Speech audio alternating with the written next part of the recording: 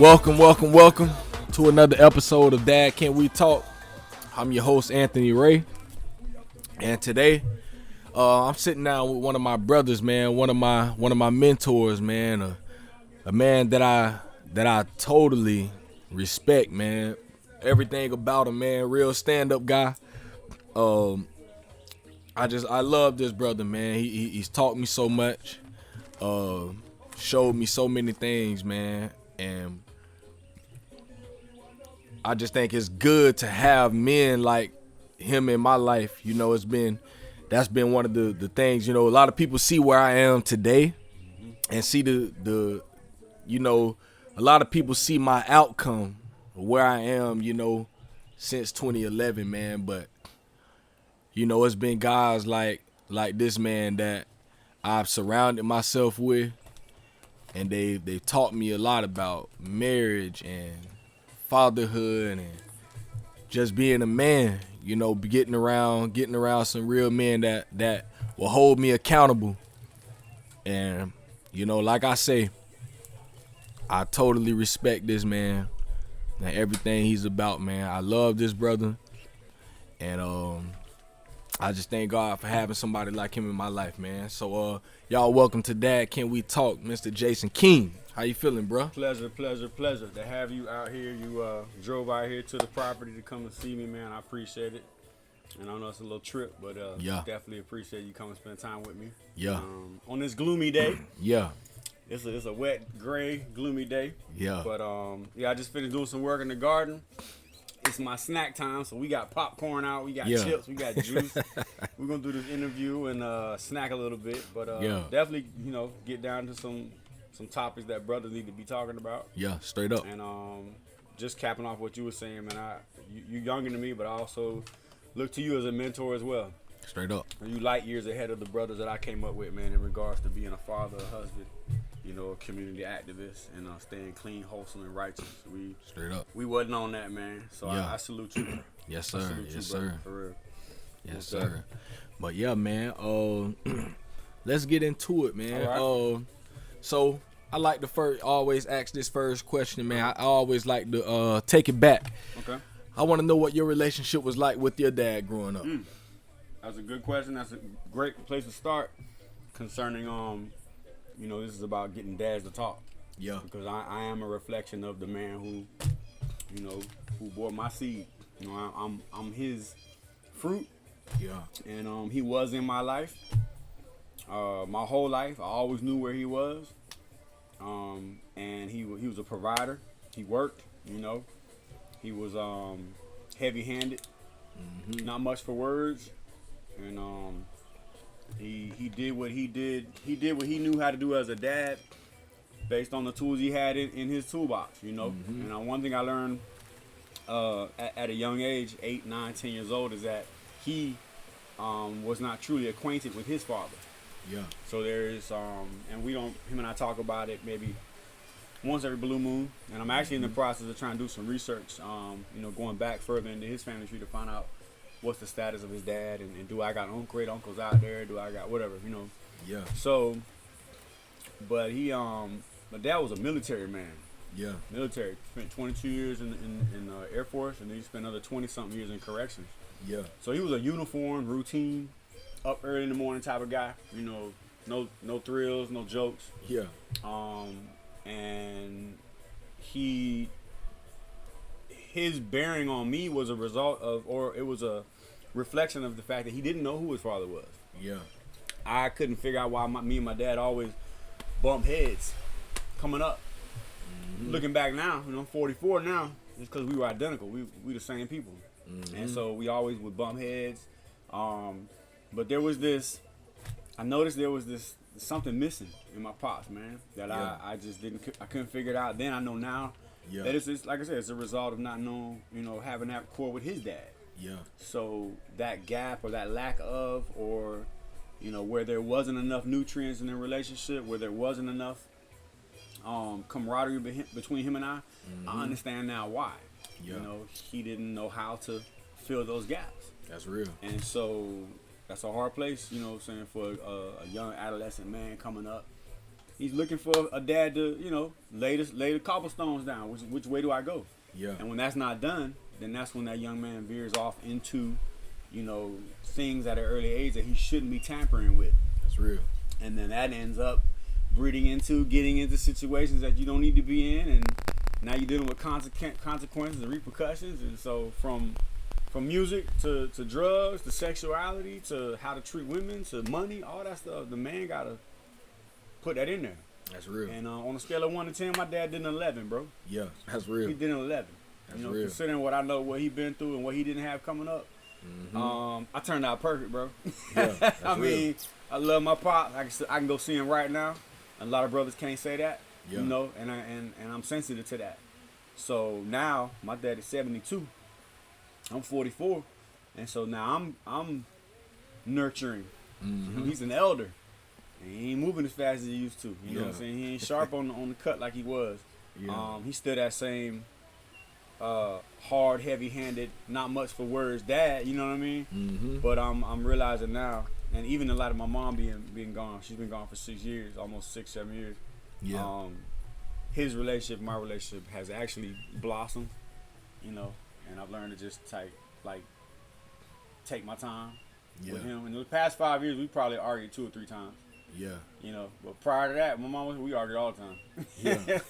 So we couldn't talk. We just couldn't talk up to almost 40 years old. You know what I'm saying? 38, 39 years old. Me and my pops we never really hit it off. Yeah. I learned as I grew to be patient with my dad and to know that maybe there was expectations he had in his future plans for himself that didn't work. So in him looking at me growing up and some of the expectations I didn't fulfill that he wanted me to fulfill, those are all disappointments and letdowns, and that affects a relationship. You gotta learn how to filter through that stuff to be able to build a relationship. But like I said, my dad was he drank. He was a drinker. Yeah.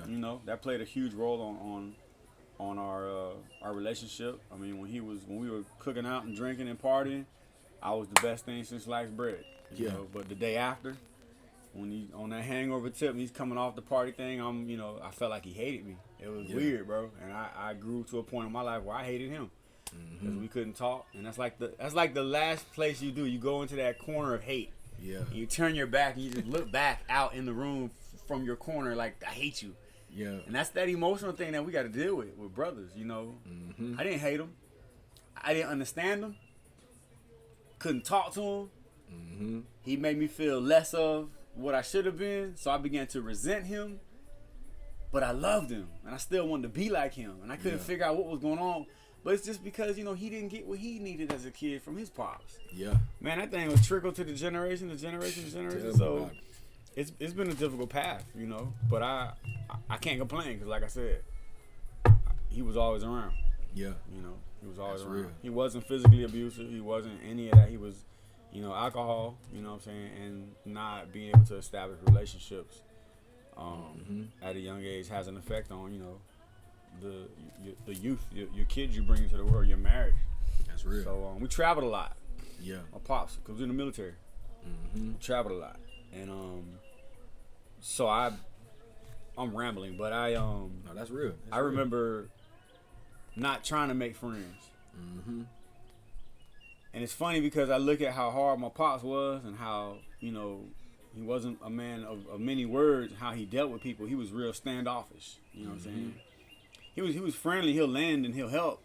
But in being in the military, you travel a lot and you'll get to a new base and you'll make new friends, you'll start school, and then 2 years later you're packing up and you're going somewhere else. So I kind of, in a weird psychological kind of way, the fact that I couldn't have a relationship with my pops and I was resentful, I kind of had, that's how my relationships were with kids I was growing up with. You know, I really didn't worry about trying to make long-lasting relationships, friends.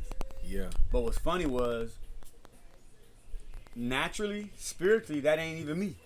Yeah. I made friends with everybody I come in contact with. Yeah. Long-lasting relationships for years. And I got friends I can call now that I've known when I was a teenager. Like, that's really, so I was struggling, you know what I'm saying? Because I had this thing about, man, I want to be closer to my pops. I couldn't articulate it back then at a young age. I couldn't express that's what I wanted. So it came out in, not listening and, coming in late at night and, experimenting with different things, like things I shouldn't have been doing. That was my, what they call it, when a kid is acting out and you want attention. Yeah. That's pretty much what it was. You know what I mean? Straight up. So, but yeah, that dynamic relationship with my pops growing up, I resented and honored him all at one. Yeah. All in like one capsule. And yeah, I don't look forward to the day when I lose him, man, because he's, everybody got to go. Yeah. He's 72, and it's a hard place to be when you lose your mom. Yeah. But when you lose both parents, man, salute to those who've made it through that time in their life. That's a hard place. Yeah. So, but Pops is he's solo. He's like, he hermit now. He a widow. Yeah. So he in the house doing his thing. He into electronics. Still hang out with his retired buddies. Yeah. I can call him anytime. He probably sleep. You know what I'm saying? But I ain't figured out his routine yet. But he's retired twice with a pension and a retirement, and like can't tell him nothing, man. But I'm just so glad I can go and see my pops when I want to. I can't do that, and that's something that I really, really, I cherish that. Yeah. And I want my kids to have a relationship with their grandfather, because I didn't have that. I didn't have a grandfather. So I want my boys to have a relationship with their grandfather, and boom, there's another layer of dynamics in relationship building. So it's real. But yeah, I'm rambling. But go, yeah. No, that's good. Yeah. That's good, and that's what I like, man. I love that, bro. I love to hear you articulate that, because a lot of people don't understand that relationship. I feel like you've grown to a point in your life where you, like you say, when you were younger, you didn't understand it. Right. But now, as you've grown and you have children of your own now, you get it now. I get it. And there's a lot of people in that space right now that still, and that's why I love what you were saying, because that can help someone else. Because a lot of people right now, a lot of men are in a place right now that they don't even understand that what they're looking for. They need that relationship with their dad. I think growing up, especially for people like me, that didn't grow up with their dad. Right.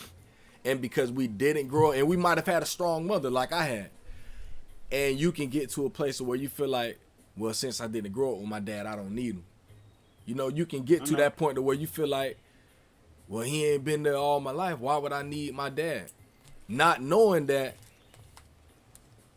because I used to feel like that. I used to feel like I don't need my dad. Like, why would I need my dad when I ain't need him growing up? What's the point? So now, as I have children now. Now I see the same stuff. Like, no, what? Like, I don't need my dad. Like, I definitely need him. Even though he might not be in the state that I think he should be in. That ain't the point. That ain't the point. Like, I still need that communication with my pops. Because you cannot avoid the moment in your life when you're married with kids and you're sitting there, you're looking at your children.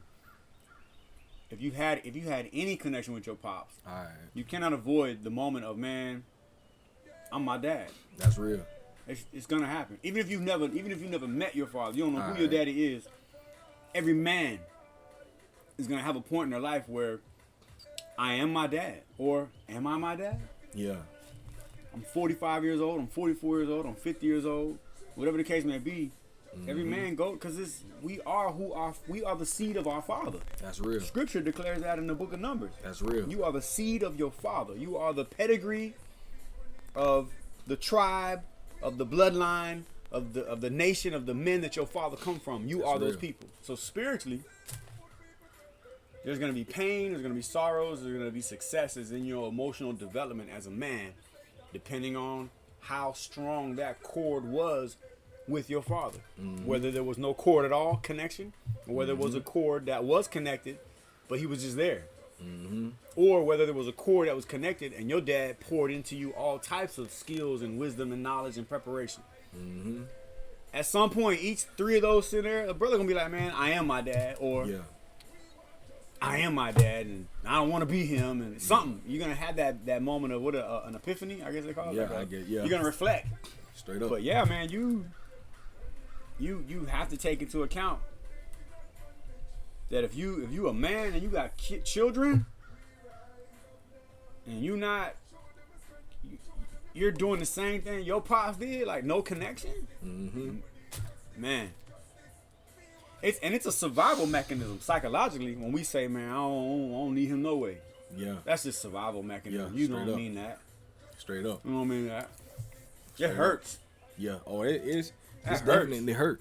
Oh, That's hurt then. You know what I'm saying? I want to say I'm not a Kurt Franklin fan, never was, but I remember him talking about it was him and T.D. Jakes. Lord knows I can't stand either one of them. But the point is, they had a conversation. There's a song. I think Fred Hammond, T.D. Jakes, Kurt Franklin did this song about a dad. Yeah. And it talked about having a hole in your heart, not knowing or not having that connection with your father. And the song was kind of touching, and it was at a time where that was a hot topic. You know, where are our fathers? You know, I heard Pop say one time in an interview, "How we gonna be men when we ain't got a man in none of these houses? How I'm gonna be a man? Straight up. I don't know how to Straight be up. a husband or a father. You know what I mean? So that connection, that fabric is necessary. That's real. That's real. Big time. And that's why I look at this as being something so important, because I wanna make sure that, number one, men understand how important we are to our children and how important we are to our communities. Because I don't know, man. I feel like we just don't understand just how important we are to everything that happens around us. You know, and when we're out of place, our whole community is gonna be out of place. And that's what we see. You know, we see our community in the shambles that it's in right now because of our placement within our community. We're not in position. We're not in position. There's reasons for that. Yeah. There's systematic reasons. There's a system of oppression that strategically removes men. And that goes back into history. Anytime a nation came upon another nation, the first thing they did was eliminate the strong man, All right. so that they could access the women and the children. That's the Black and Latino community. All right. You know what I'm saying? So that doesn't take away from the fact that there are many young white men who don't have relations with their father, because drugs, poverty, and trauma affect all nationalities. But the pendulum swings towards the Black and Latino community, where most men are not in action. They're missing. But what we don't want to do is be filtered with what we hear all the time in regards to Black and Latino men, because a lot of Black and Latino men are in position. All right. A lot. That's real. And what a chill I get, goosebumps. When I see a young brother with his wife or wife to be, I don't know, because I'm just seeing them pass by walking through Walmart or the mall or the store. Yeah. And I see a young brother pushing a stroller, holding a baby in one arm, pushing another, and his wife got another baby in her arm, and I just think, hallelujah. That's real. That's what I think. Yeah. Black King, I hate using that expression, but the point is, I'm talking about my people. Like, to see a young, because so much is said and perpetrated about us that is misleading, that when I see what's really happening, I get excited, then I get angry. I get angry real quick, because I be like, that brother need protection. Yeah. That's real. That brother need protection. That brother, 20-something years old with a lady and some kids. She need protection. Them children need protection. Their protection comes from him. But who protected him? That's why brother got to dialogue and talk. Because there's some cats out there who are in the apartment with the mother of their children, and they have a dead end job, and she's working a part-time job, and they're struggling trying to keep ends together. And his daddy in prison. He ain't never talked to his pops. So maybe his daddy in a whole other county. They just don't talk. Like, he's trying to figure out how to make this thing work. That's real. And if you look at it from a distance, these young brothers that's doing that, man, they doing a great job. They doing an excellent job. We just keep seeing the negative stuff because we not about our people first. Yeah. We say we about the community. But we should be at war for Black and Latino men. That's real.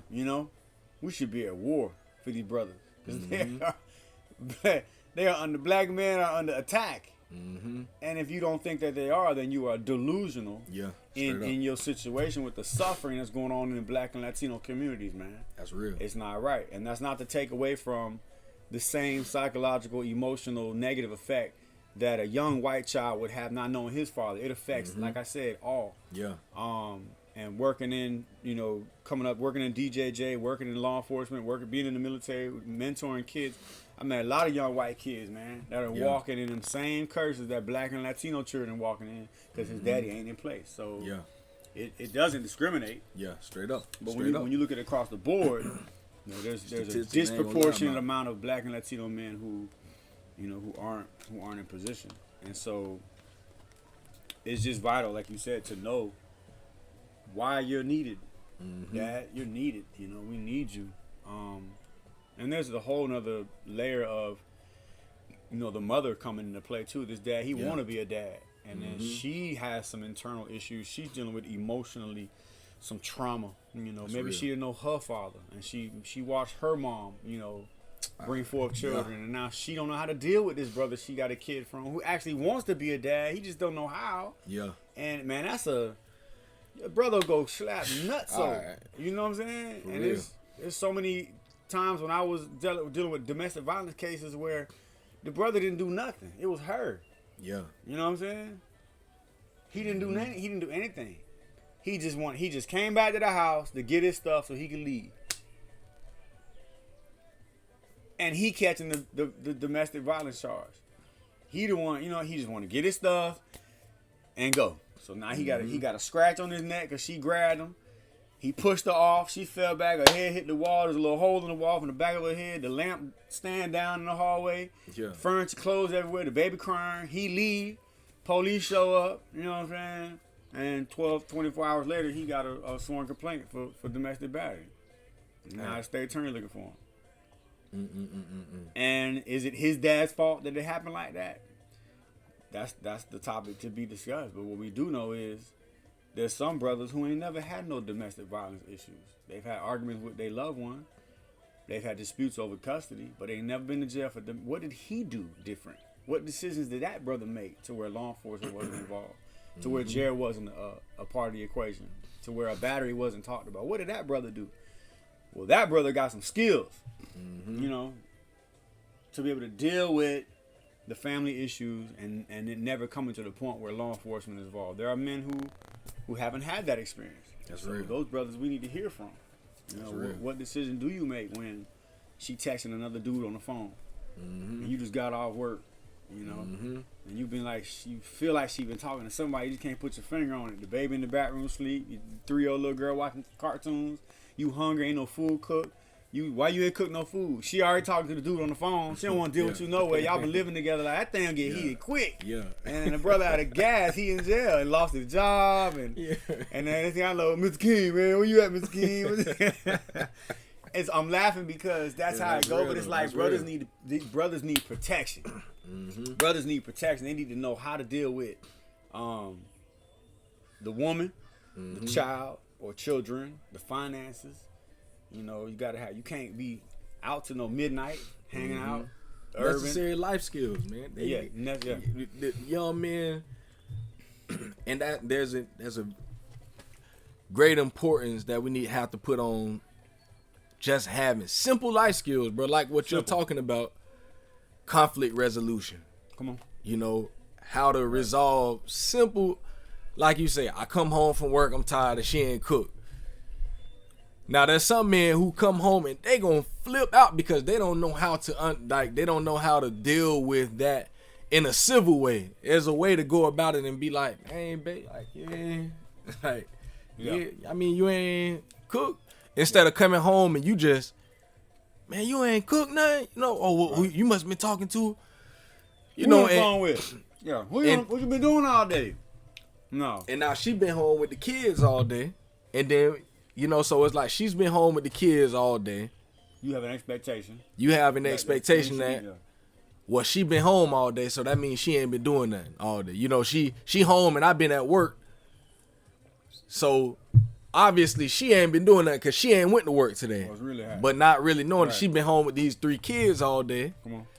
Like you say, an infant, a 3-year-old, and a 5-year-old. It can be hard. Man, that's for a young 24, 26, 30-year-old brother, to maneuver through that equation. Like you said, conflict resolution, decision making, Mm-hmm. and it's generational too. Because I recall coming home and having that same exact scenario, and I look at the situation and I'm like, man, back then in them days, I'm stay in pimp mode. I'm just go give me something to eat. Yeah. I ain't even trip. I go smoke one, go hit a drive-through, come back in a better mood, maybe just roll over.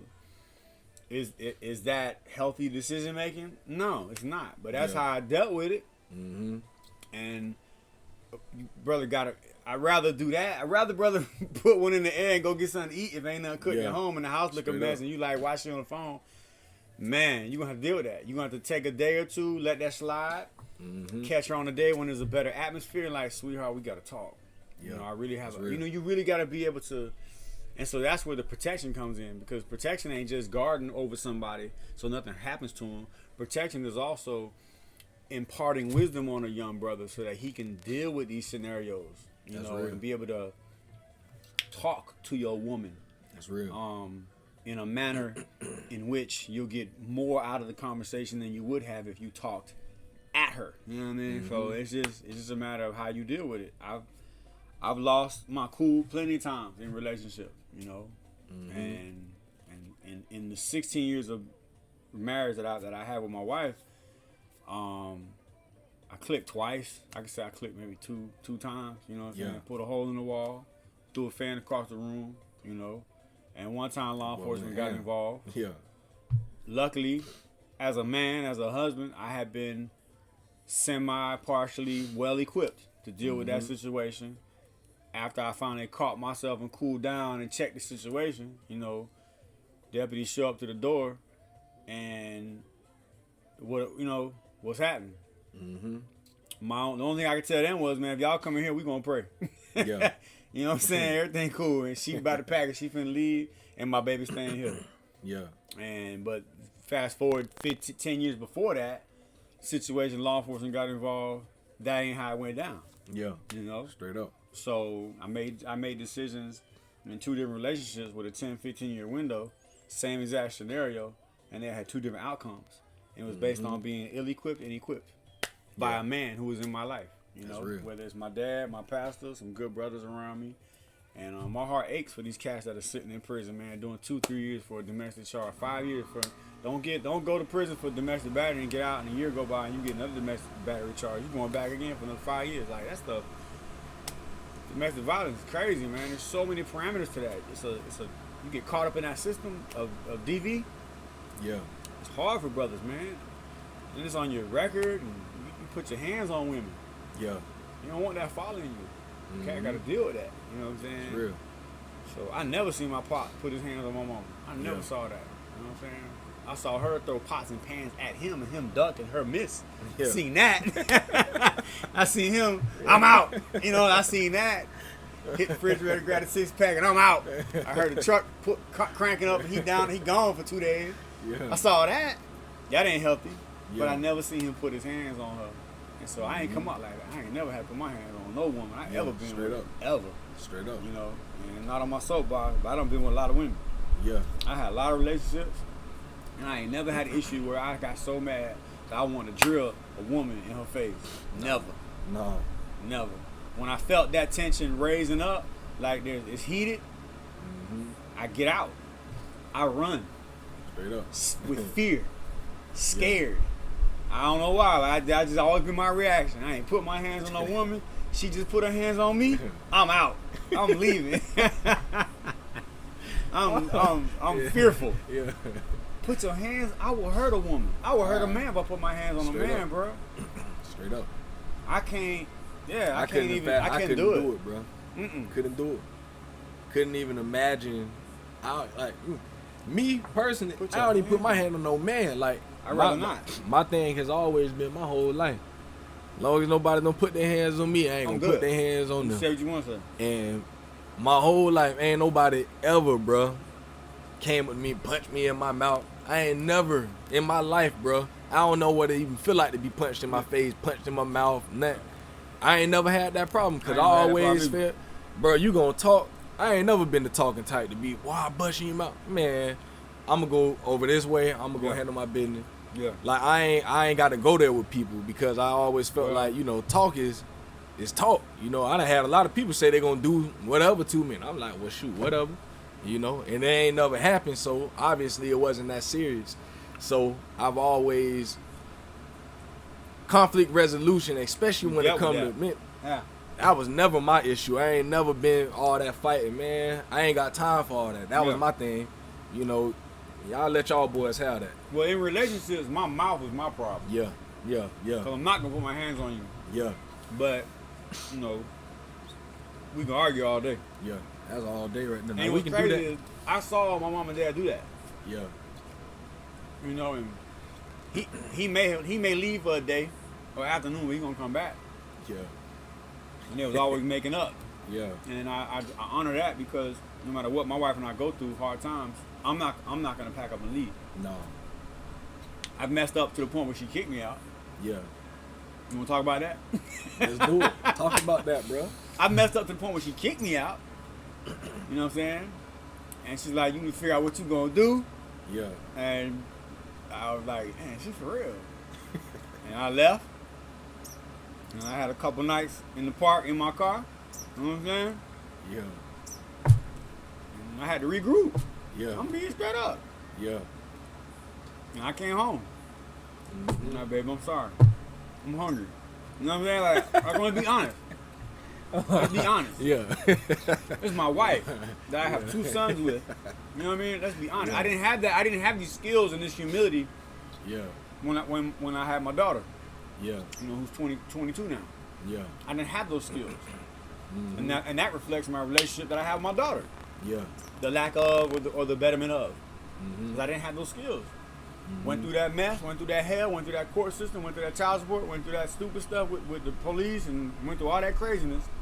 So now in this relationship with my wife, I know what and what not to do. Yeah. Some brothers never ever get it. They Yeah. make the same mistakes in each relationship. Child number 1, child number 2, child number 3, child number 4, 5, and 6. Brother, I done been to court where a brother got 6 or 7 child support cases, and he in court for the 8th child. Dang. They can't take no more money from this brother, and he in his 50s working construction. I done seen it with my own eyes. Dang. 4 brothers done went to jail before me for child non-payment of child support. I'm the last person to go to for the magistrate for child support. My child support situation different from these cats. I wasn't out here dropping seeds between every, Yeah. pack of thighs I saw. That's real. They was. And so there's another level of decision making. Mm-hmm. You got to have some fortitude with your sexuality, brother. Yeah. You know what I'm Straight saying? up. You got to think about everything. Yeah, like, come on, man. 5, 6, 7. I salute brothers that got that many kids and they on point. Yeah. But it creates a burden on our people. It creates That's a real. burden on our community, man. When you got 5 different women taking care of kids from one brother. 5. See, That's real. I'm about to go off on a tangent. We shun we accept homosexuality, but we shun polygamy. Mm-hmm. We cool with our young brothers and sisters walking in that homosexuality. We cool with that. We encourage it. Mm-hmm. It's okay. Be you. You were born that way. Our community will do that. But this brother got kids from 5 different women. He got 5 wives, bruh. Might as well say. 5 apartments, 5 rents, 5 Yeah. light bills, 5 cell phone, 5 car, 5 daycare, 5 packed lunches, 5 Section 8, whatever the case. 5 women got children from this one brother. Man, if we was really a people, that man would be in the house with all his women and all his children. But we think that's weird. But look at the condition of our community. Now go into nations and go into indigenous cultures where that brother got 5 women. Mm-hmm. Ain't none of them children want for nothing. There's no domestic violence. There's no alcoholism. There's no drugs. There's no molestation. There's no incest. There's no foolishness. You know what I'm saying? Because there's order and there's structure in the community. And that's a real man. 5 women, 5 wives. Yeah. That's for us to think like that is foreign for our minds, our Western American, the way we look at things. Mm-hmm. But we walk through our communities, brother, and we see manless homes and all these young sisters with all these children because the man didn't protect the younger man. So that when he came of age, he could protect the next young man, so that he could protect, and so on and so forth. Protection ain't just, like I said, guarding someone, make sure it don't not happen to him. Protection is giving that brother tools. Bro, you need some protection, huh? Take that. That's real. This what you do when she say that. This what you do when that happen. When you come home, ain't no food cooked. That's what you do, bro. All right. Protect yourself, cause your camp is vulnerable for attack. If you are, what's the scriptures coming to mind? I can't remember. It's in Proverbs. I can't recall where, but it says a man without self-control is like a city without walls. Yeah. I should know that scripture. I can't remember. Yeah. It's in Proverbs. A man without self-control, or a man without, fortitude is like a city without walls, and you will be infiltrated in the spiritual realm. That's real. You know what I'm saying? And I don't mean to say this to be in condescending to women, but emotionally, the demonic realm will use a woman spiritually just to torment this man. Especially when that relationship is not under the covenant of marriage. Especially when that relationship is, these two individuals have issues from childhood, torment, trauma from other relationships.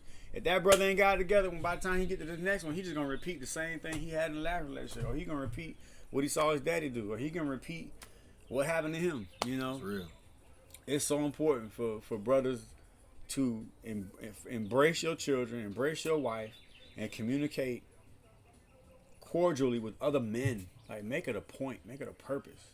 That's real. You know what I'm saying? Make it a purpose. I'm talking, when I'm with brothers that ain't married, I'm talking about marriage. Yeah.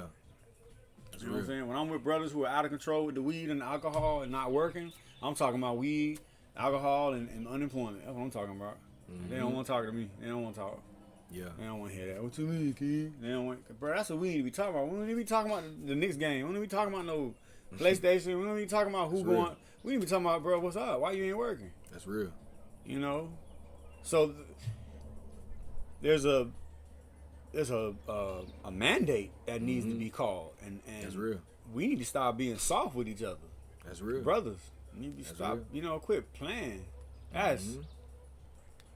But if you're not on a certain frequency, if you're not on this frequency where it's not too high and not too low, it's just moderate, and you're able to move through and strategically get through your life, with the less issues as possible. If that's the frequency you on, you can't be on frequencies with brothers who are like, they get a couple $100, and before they give their baby mama anything, they buying themselves some stuff. Yeah. I was like that. That's real. And it's just a matter of priority, and like I said, being connected with brothers who are on that frequency, man. I'm not trying to have no drama with my wife. Yeah. I ain't having it, bro. It's real, because that's important for our children to see. Come on. Especially when we got young, you got two Watching sons. everything. I got one son. It's very important for our sons to see how we, the way that we communicate with their mom. It's important for them to see how we talk to their mom. How we deal with them. Because like you say, they're paying attention. These young boys, they see it all, especially once they start getting 7, 8, 9, 10. These kids ain't crazy. We might think because they're young, they pick it up quick. Man, they pick that stuff up, and I'm learning that from my daughter, who just turned 7. At 5 years old, she was noticing stuff. When we went through the whole situation when my wife went to Chicago that time. Right. Bro, my daughter was dealing with me, bro. Yeah. And she was telling me, one day she said, well, Daddy, family's always supposed to stick together. 5 years old, I'm like, all right, now I'm already feeling bad enough now. Yeah. But she was saying what was real, though. She was, at 5 years old, she's picking up that, no, this ain't right. That's value. And so now with our sons, especially with our sons, it's very important because Like I look at the fact that I never really seen a man cherish my mom. Right. You know, she was married. You know, not to get all into their business, but I feel like I never seen a man, Right. you know, cherish my mom the way that she deserves to be cherished. It's so important to see it, bro. You're absolutely correct. And because I didn't see that, you know, one time my wife told me, she was like, you know, I was just kind of asking her, you know, like, what could I do better, you know, as a husband? And she was like, one thing she said was, I could be more romantic. All right. And when she said that, I'm kind of like, how do I do that? like it ain't something that I've ever seen, you know. I was posed with the same exact challenge, and I concur with you 100%. And my wife was on me for many, many years about that because she want her sons to be gentlemen. Yeah. To be cordial and respectful with women. I wasn't disrespectful and raunchy with my wife. Yeah. That's not what I'm saying. Yeah. But I definitely wasn't cordial. Yeah. And gentle. Yeah. With my wife. I wasn't. Mm-hmm. For a long time. And so we had to have these conversations, her and I. Mm-hmm. Did I open the door for her? Yeah. You know, did I clean the dishes after she cooked a hearty meal? Yes. You know, did I have stuff prepared at home for her when she came home so it's nice? Yes. But I would go months and months and months and months and months without planning a date night or without planning a candlelight dinner on the patio or what I didn't see my pops doing that. Mm-hmm. He went to work, he came home, he was the cook. So he cooked, he drank his beer, played his music real loud, we eating. It was a party every night at my house. You know what I mean? And then my mom seemed happy. Mm-hmm.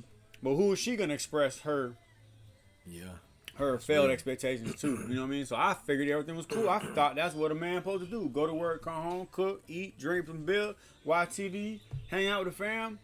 No. Mm-hmm. No, this woman needs to be put on a pedestal. Cherished, honored.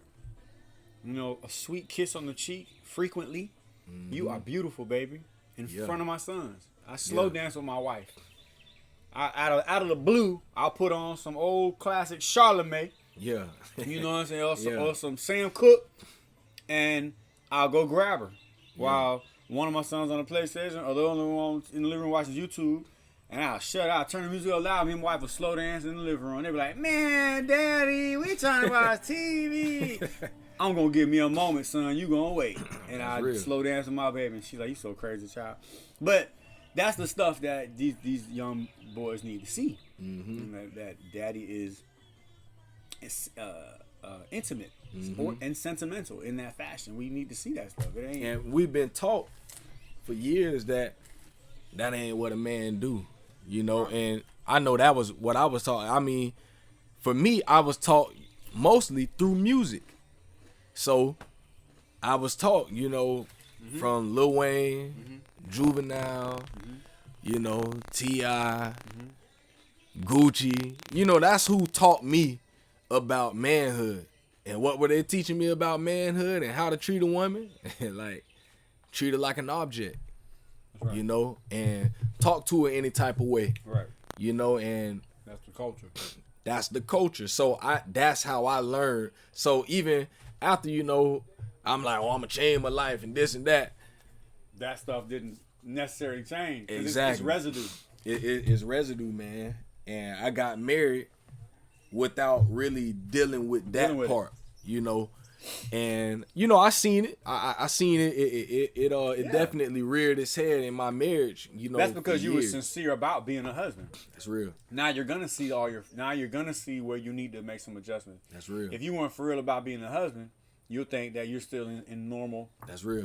You know, that's why some brothers are 40, 45 years old, and you know they've never had a solid founded relationship with a woman. They've had many relationships, but nothing lasted. Yeah. Same thing with a woman, you know. It's because you wasn't serious about being a wife or being a husband. You know, you become a husband to serve her. That's real. You become a wife to serve him. Mm-hmm. And if you're not serious about walking in humility and your body being a sacrifice for her or your body being a sacrifice for him, it's gonna be a mess, man. Mm-hmm. Thankfully, in my situation, my wife is very, very strong. She's so strong that I'm such a bum. Yeah. I just Yeah. I'm not even finna like. No, I don't have it together, bro. Yeah. I That's don't. real. That's real. I honor and cherish my God, Mm-hmm. and I bow before Him, and I worship Him, and I thank Him for this woman that He put in my life. Mm-hmm. And I'm not pulling the Adam. Yeah. I ain't doing the Adam. Yeah. No, the woman you gave me. Yeah. No, I prayed for this woman I got. Yeah. I said I want me a beautiful, dark, chocolate Caribbean sister who can cook, and that's what I got. Yeah. You know what I'm saying? It was kind Yeah. of selfish prayer, but y'all gave it to me. Yeah. That's what I got. You know, and in that package, I said I'd do anything to be a husband. I just want her to be a beautiful, dark-skinned chocolate sister from the Caribbean, and she can cook. That was my prayer. I ain't gonna lie to you, bro. Yeah. I prayed that actual prayer. And the Most High gave me what I asked for. And I have an obligation to remember that. That even those are attributes that I pray for, there's so many other beautiful attributes that she has, that He has allowed me to have access to. And I honor and cherish that. That's real. I don't know how she does it sometimes, you know what I'm saying? But she does it. And I'm reminded to, remain the guardian of my home. I'm reminded that everything is good in the house. I got to stay on task. I got to be mindful. I got to make sure I don't just any kind of spirits come up in my wife's mind and in my house and in my kids. And I got to monitor that stuff. And I actually, I get a joy out of being the sheepdog, you know what I'm saying, on my pasture. That's real. That's who you are. You a king. That's and real. you know everything. You got spies. Yeah. You know what I'm saying? My spy is the Ruach. The Holy Spirit tells me what and what not to do. And I honor that, bro. And so a lot of brothers got to get to a point in their life where, it's no longer about you. Mm-hmm. Straight up. It's are you ready to die for this woman and these children that you have, And I have a 22-year-old who the relationship is it's not the greatest, and I got room for improvement to just reach out to her more often and communicate and talk and build that rapport with this 22-year-old daughter that I have, because there's a young man out there, who potentially will ask my daughter's hand in marriage, and if that brother jacked up, it's gonna affect my child. That's real. So I gotta protect pour into her now. And That's real. I don't know what to say to her, bruh. Yeah. I don't know everything to tell my daughter. I need to talk to her daddy. Yeah. Like, I'm 44 years old, and I will admit that it's a struggle having a conversation with my daughter. Mm-hmm. But that's the beauty of being a man. Yeah. Because I actually, I need somebody to talk to. I have men who I can be like, bro, I gotta call my little girl, man. Every time we talk, we argue. Yeah. Cause she me. Yeah. And it's an amazing, and she's so humble. My daughter's so intelligent. Mm-hmm. And she's energetic in her passions. And I need to find out what she likes and doesn't like. I got to date all over again. Yeah, straight up though. That's real. So real. It's like these are skills and things that brothers got to pass on to one another. And my heart's prayer is that brothers begin to seek marriage, man. Like want to be a husband. Mm-hmm. But that's society has just put such a damper on that concept that it seems like when I'm a husband now, I gotta. It's like a burden, like you're taking on a burden, and like you're not. Putting on the ball and chain. Yeah, you're not. That's crap. The stupidest thing I've ever. Now that I look back, a ball and a chain. Yeah. What, man? My wife is a kickstand. Yeah. And I'm a raggedy, rusty bike. Yeah. And I ain't nothing without her. Yeah. I will fall, bro. Yeah. You gotta park me on. You gotta park me on level ground. You can't park me on no rocks and no dirt. Yeah. Cause I got a kickstand. You know what I mean? As long as I got that kickstand, she gonna hold me up. Straight up. And marriage ain't no ball and chain. Yeah. Shawty, I eat good, bruh. I come home to a plate every day. I be like, baby, why you don't just cook a big pot for 3 days? Yeah. You know what she tell me? No, because I have an idea of something I'm gonna do with the chicken. I'm like, all right, whatever. I got this sauce I'm working on. Yeah. But I did pray for a dark skinned Caribbean sister from the islands that can cook. So That's real. That's real. Ball and chain, marriage, what? No. The scriptures do not All right. give us those details on what real. marriage is. Marriage is liberation. That's a It is beautiful, bro. And as much as my mom and daddy went through, I know for a fact I'll never leave my wife. If my mom and Straight up. daddy ain't split up, I ain't see them split up. Yeah. I'm not doing it, bro. I'm not Straight leaving up. this woman, bro. I done messed up plenty times. Straight up. And I'm not ready to talk about all those issues, but Yeah. you know, I messed up plenty times, Yeah. man. I just think that she's still with you. Yeah. Yeah. Man, you better kiss her feet All right. All that. when she laying down, That's real. checking her Facebook page. You better go in there and suck on that big toe. You playing games. Shoot, boy, them oxtails be good, bro. I don't care what nobody say. What? Yeah. If I want something to eat, if I tell my wife what I want, guess what my wife do, bro? She make it, bro. Yeah. That's Man, real. I'll knock a brother teeth out his mouth about that, bro. That's Like scripture say, you know, a man who finds a wife finds a good thing. These brothers tripping. and obtains the favor of the Lord. These brothers out here tripping. Boy, I ain't trying to lose that favor, bro. I ain't trying to lose it, bro.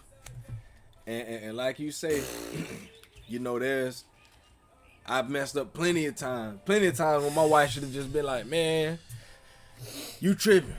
I'm gone. Shoot. You know, and I thank God, you know, that my wife's still been here, you know. She's still right here by my side. And, you know, it's like you say, bro, it's a real blessing.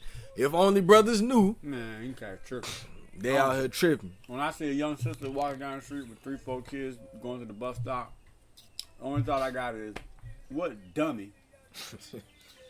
Man. What dummy let that walk away from him?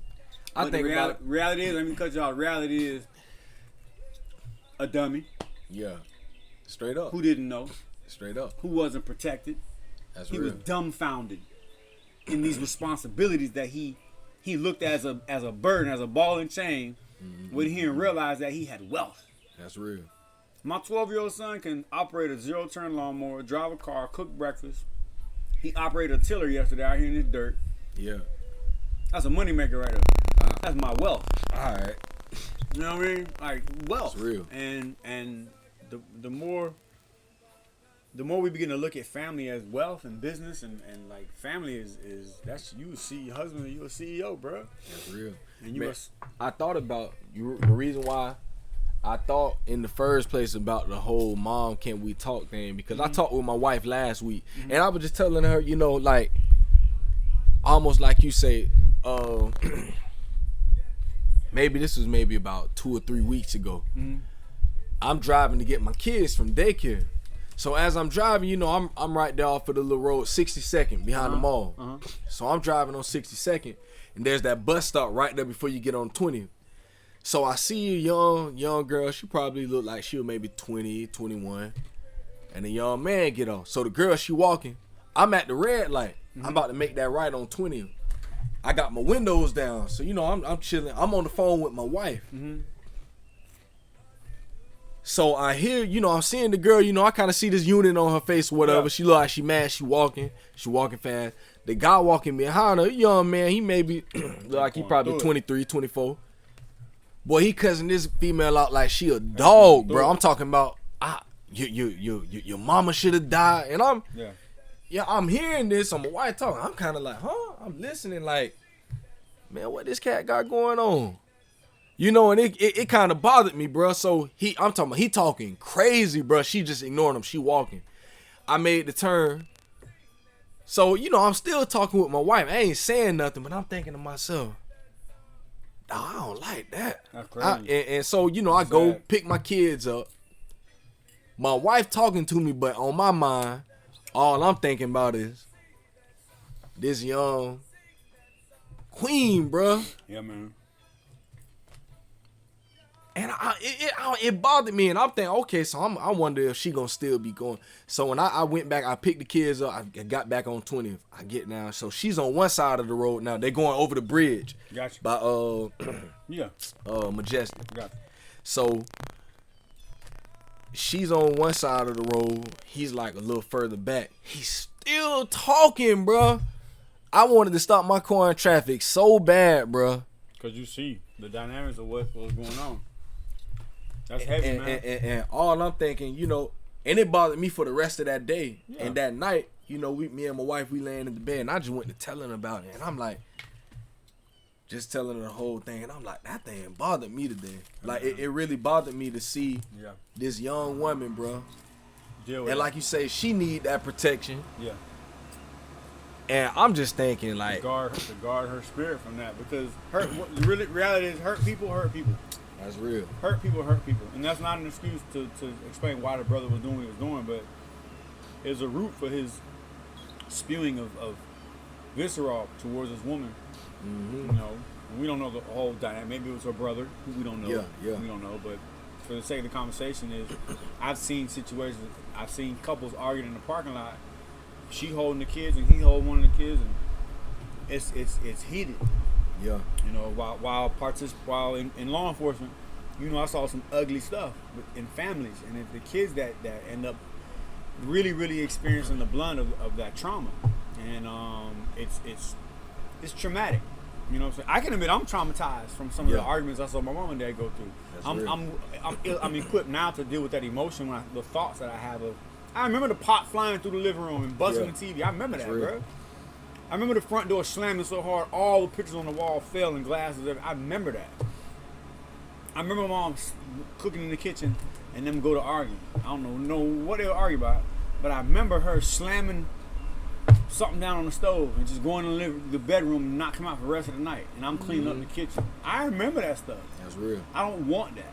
That's real. And my wife and I have, you know, teetered on moments like that in our relationship, because we're human and we're vulnerable and we're susceptible to, you know, those events in a marriage. It's marriage, you know what I mean? It's so awesome, it's so precious.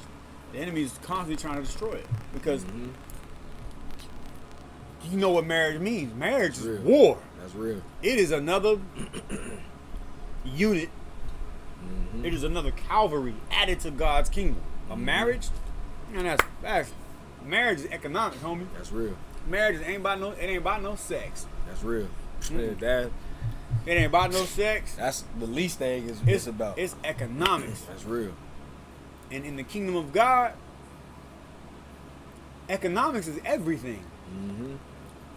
Because in the kingdom of God, there's no poverty. There's no molestation. In the kingdom of God, there's no abuse. There's no violence. You know what I mean? Why? Because marriage represents stability and a constant access to resources that anything produced out of that marriage will always have something. You know what? It'll get what it needs to fuel and spawn and then replenish, whether it's children or property or land or whatever. Cats still looking at marriage like girlfriend and boyfriend. It's just play and they can walk out whenever they want. You know, who takes $250,000 and invests it in the business and just walks away the first 30 days it don't work out? No, you stick that thing out. There's value in this. And so I see brothers all the time, and here's a sad situation. I'm gonna be straight up blood raw. A brother got a baby from a sister that live in Gardenia. Same brother got a baby from a sister that live in Majestic Oaks. Same brother got a baby from a sister that live in Village Green. And then he got a baby from a sister who's in the military in a whole nother state. Man, bro ain't got no driver's license, no job, no bank account, no place to live. You know, like, that's heavy, bro. One brother. I know brothers that go to a neighborhood, got kids in that neighborhood, from women neighborhood, and don't go see none of the children. But you laying up with a chick who got kids and they daddy in prison. And you take care of them kids. But you don't even go see your own kids. But there's some brothers who can't go see their kids because the mama off her rocker. She through. Mentally, he can't even have a conversation with her. That's real. Because she's traumatized. And I know we ain't tapped into no biblical, perspective, but knowing who we are as a chosen people, those are curses that are laid out in the scriptures, man. Clearly, stated clearly. Straight up. Yeah, every nationality will have these issues, but this particular people, it's happening to them because they disobedient. That's real. You know what I'm saying? That's real. And we got to know that because We got to know that. it's like for the longest, bro, I asked myself, why is it always us? Why we always the ones in poverty? Why we always the ones that's sick? Why we always the ones we always the people that's going through? Why we always the ones that's being done wrong? It's like, and no one can ever answer the questions. It was like, they'll give all this stuff, but it's like, man, that ain't it. And it's not to say that domestic violence and broken homes and missing parents does not affect the white community. That's not what we're saying. It affects all. Straight up. Relationships are relationships. But when you look at the totality, all right, and you look at what is the things that have been strategically forced onto a specific people, all right, this group of people, the men have always been targeted for removal in order to capitalize on this people, in order to subdue the people, and then take the land and control the resources. Straight up. That's colonization. The reason why we have ghettos and barrios and projects is because we are at war. Simple. Straight up. When you aggressively, come on, man, these three strike laws and when the crack era was banging, you had 20 and 30-year-old black and Latino men and women being arrested for possession of crack cocaine, and a whole generation across this country of children were left with grandparents in the 70s and 80s. That's real. Our parents. Grandparents are raising grandchildren. You know what I mean? And these grandchildren grew up and became Tupac, Biggie, KRS-One. They became a generation of a force. And not to just say it's all about just the individuals who we know as far as entertainers, but all through the country, all through ghettos and projects and barrios from the 60s and the 70s and the 80s, heroin, smack, and crack destroy black and Latino communities. You know what I mean? Real. And all those kids that came out of that went into relationships. Yeah, that's us. That's us, bro. And these relationships began to change the tide of culture in regards to marriage. Kids that are from the 70s, born in the 70s and early 80s, are married now with families. And a lot of their parents were, in the drug game, living in poverty. There's exceptions to the rules, but the fact that now, if you look, it's repeating itself again. Go to the courthouse on Wednesday morning, 9 a.m. We can't do it now because of the stay home, but 9 a.m. Wednesday morning, you go to the juvenile hearings. You gonna see grandmamas with their grandchildren talking to a judge about placement for this kid. He and DJJ, and they're waiting for a bed to come open in a level 6, level 8 program, and his grandparents, bro, this process starting over again. It's happening again. Because the men are out of place. And I can go through my phone, and I got a lot of grandparents' numbers in my phone. Yeah. Of 14, 15-year-old, 16-year-old kids that are, misled. And I know the daddy. He my age. I know the mama. She my age or a little younger. And they in and out of jail, or they're just going through it because the skills were never imparted on them, man. And it's a repeated cycle. So I get a kick out of mentoring. I get a kick out of just being a part of the trap program. I get a kick out of, guardian my heart. Yeah. Guardian's my heart. I was out there yesterday. Not yesterday. A couple days ago, man. And I'm just telling you, man. Our people are beautiful, man. I don't care what nobody say. Straight up. I don't listen to no news.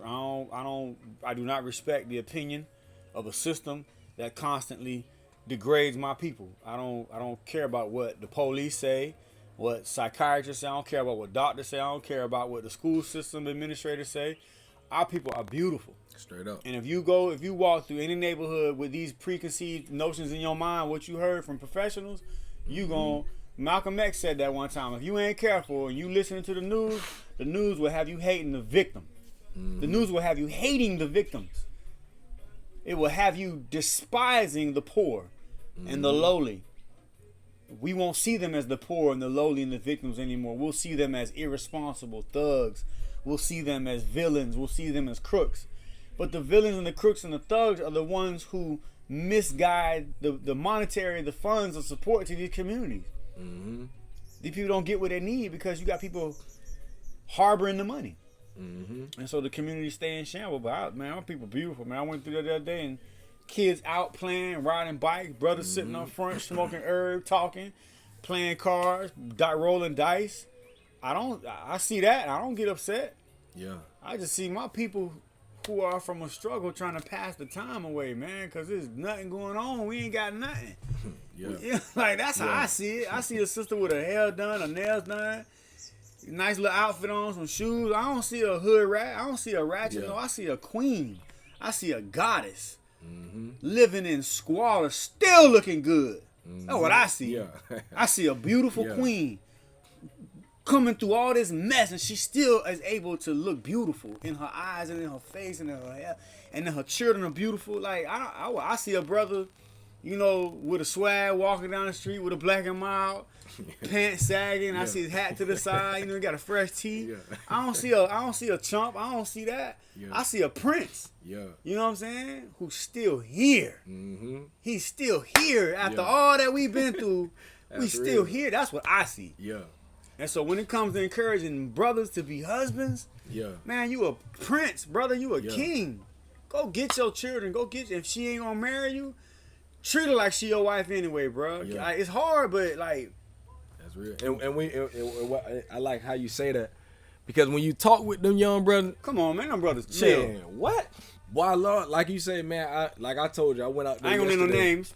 Yeah, but them brothers chill, man. I just love them boys. Like I get a joy when I can go ride through the hood and go talk with them brothers. Like I love that's what people that, don't do. Bro. That's what people don't do, bro. You don't have no relationship. You can't tell this man to pull his pants up.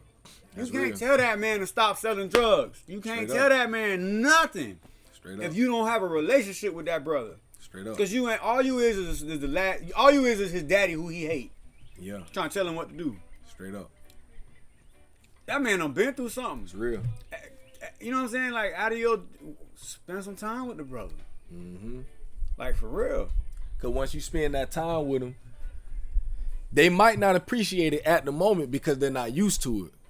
Yeah. I built a relationship with one of the young brothers out there years ago. And he was hard headed at the time, and he didn't appreciate it at the time because he just, like you say, he was looking at me. That brother hated me, boy. But I always got with him every time I went up there. Man, what's up with you, bro?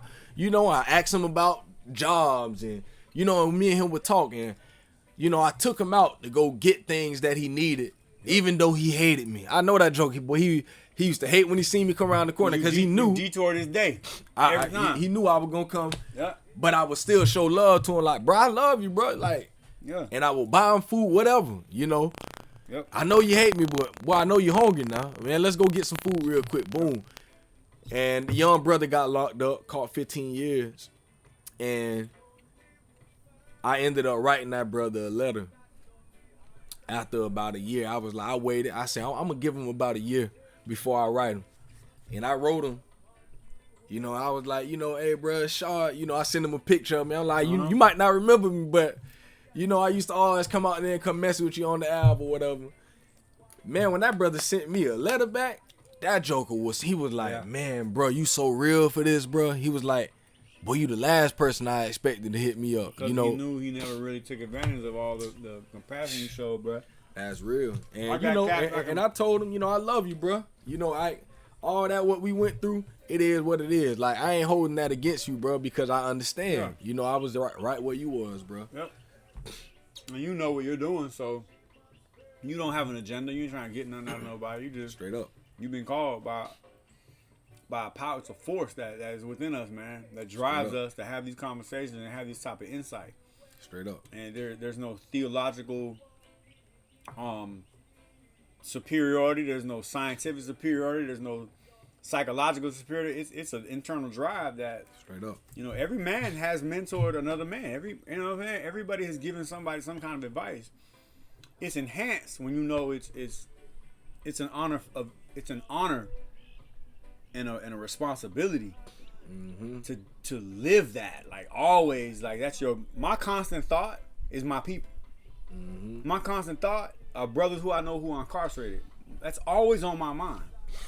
And I know moms, I know aunts, I know sisters, I know who have young brothers who are incarcerated. So when that brother doing time, the whole family doing time. And so I'm sensitive to certain situations. That's real. I know some stuff that I should never talk about. And it's because it's about that family's struggle, that particular family dealing with something. And men need to be plugged in to situations where you can be that facet that keeps that family intact while this young brother doing time. Example, I had a friend of mine who was locked up for he did 7 years. His son was 1 year old when he went to prison. I got his son as much as I could. I got his son as much as I could, bro. And we were able to, and at the time I was pursuing law enforcement, so I couldn't communicate with him while he was incarcerated. Yeah. But through family, he knew that Jit was on the track team, you know what I'm saying? Like, I think he was about 4 when I finally got around to getting my schedule to where I can go get the kid. And the young brother brought him out to the track around 4 years old. His mama started bringing him more often. By the time he hit 7 years old, Pops was working on getting home. And that 3-year window was just it was peace for him to know that his son was, in good hands. And that's comforting. I mean, I can't imagine what it would be like, but it's just to know that, man, you in an 8x10 and you got children and you can't raise and help and rear. I can't imagine that, bro. Oh, I plead with these brothers, man. Just leave that girl alone, man. If y'all keep arguing, get your own place. Quit laying up. Most likely it's her house anyway. It's her housing account, bro. Get your own spot. You know what I'm saying? Buy you a van. Live in the woods. Yeah. Or the scripture says it's better to be on the roof of a house than to be in the house with a raging woman. You better off living on the roof of the house, bro, in a scorching sun. That stuff will drive a brother mad. Drive a brother mad. My gray hair is from me making stupid decisions. Yeah. So I know brothers got gray hair because they just stress from relationships, bro. Yeah. Kids and child support and all that, man. So yeah, brothers gotta want to take it to the point where you can be mentored, man. Tired of having issues with relationships, man. You better get that thing together. Get around some married men. That's real. Who been there. I used to think cats that were like in that realm were corny, you know what I'm saying? Like, yeah, I thought my dad was the best thing since sliced bread. Yeah. And that's how it was done. But I was wrong. That's not how my dad didn't do it. He did it the way he could do it. Yeah. I gotta do better. And my son gotta do better. That's real. And that's pretty much what we should pass on.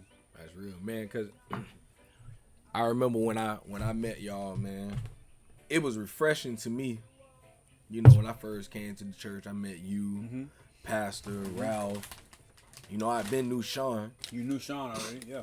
And it was just a refreshing thing. I'm like, dang, these some men, these cats married.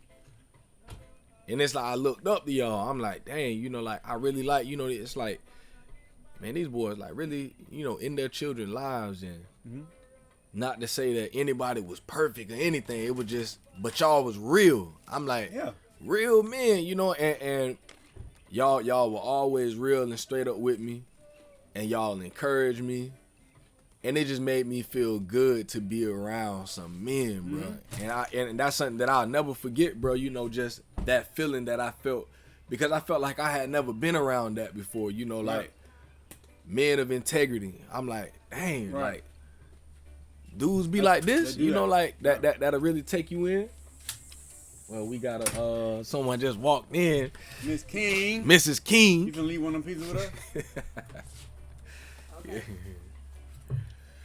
Dang, I must have knew. Yeah. I normally don't buy this many extra boxes. Oh, for real? Yeah.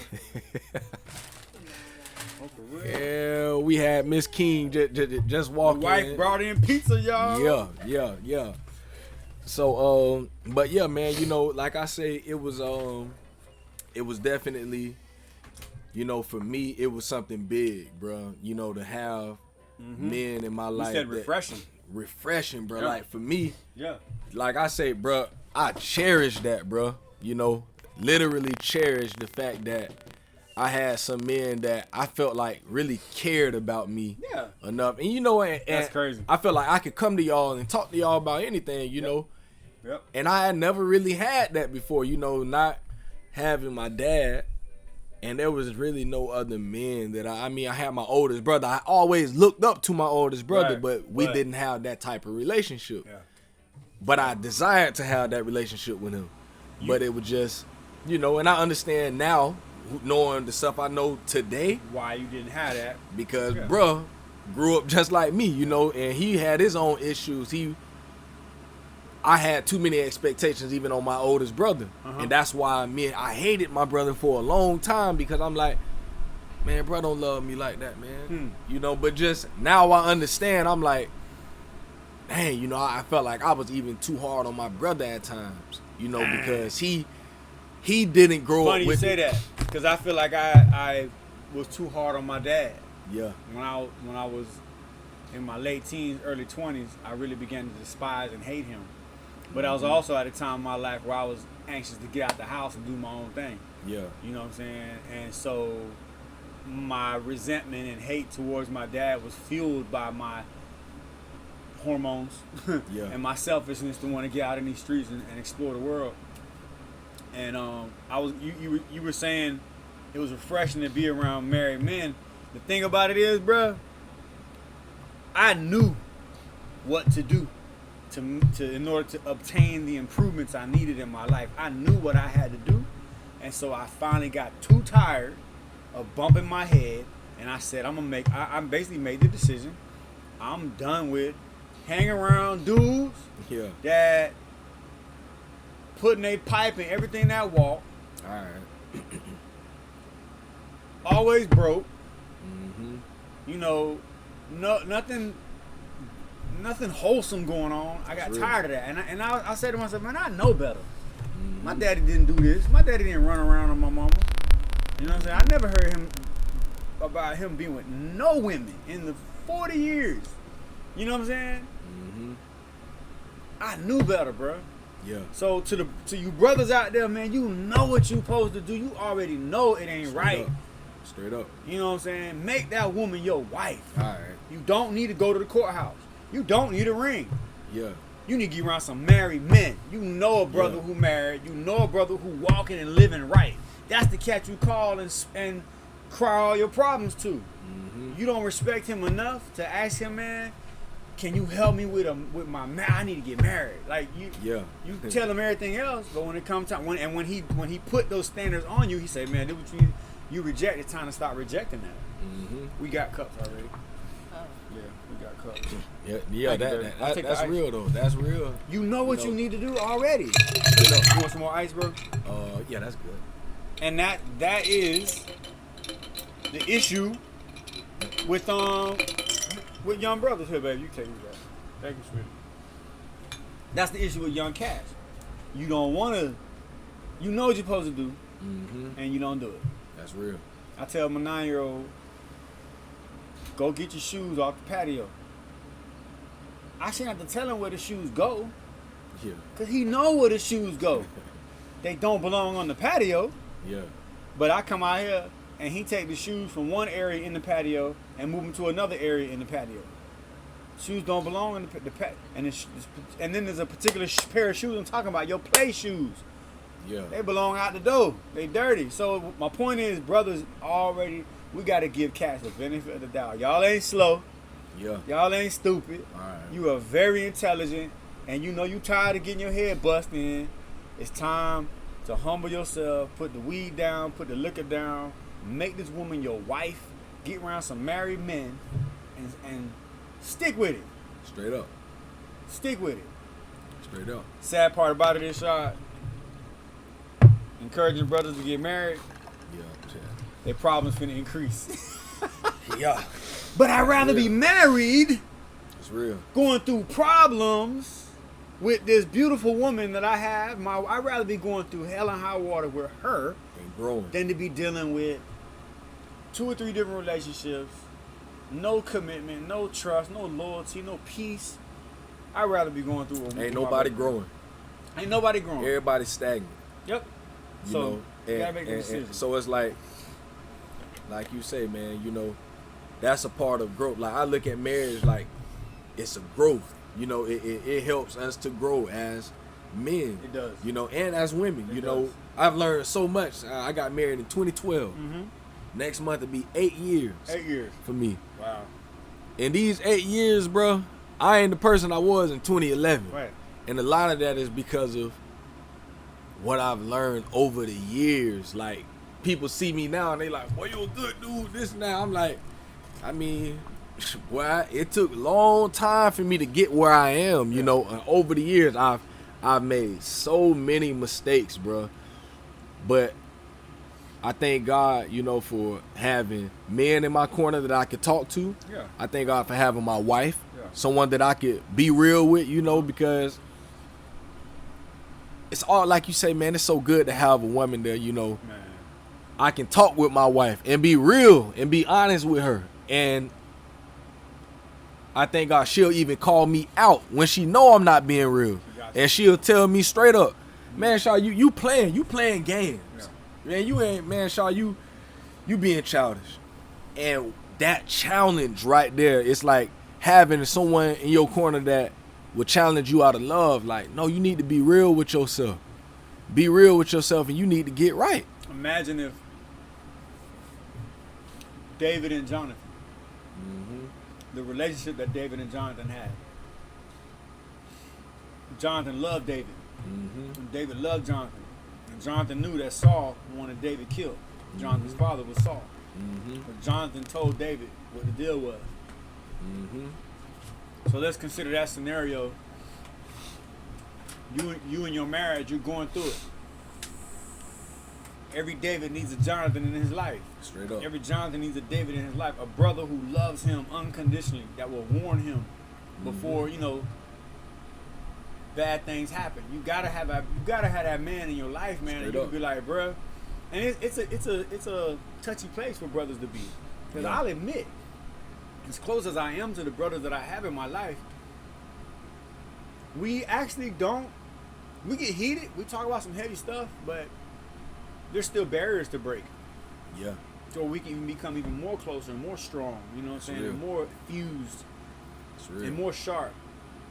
Brothers got to work on bonding the relationship with each other, man. And when I see brothers in the street and we embrace, the first question I always ask is, man, bro, how's your health? People know me, I ask that question, how's your health, man? Some people look at me weird. Some people used to me asking that. I might not see you for 2 or 3 weeks. I'm gonna ask you. I ask you 3 weeks. I see you again in 3 weeks. I'm gonna ask you again.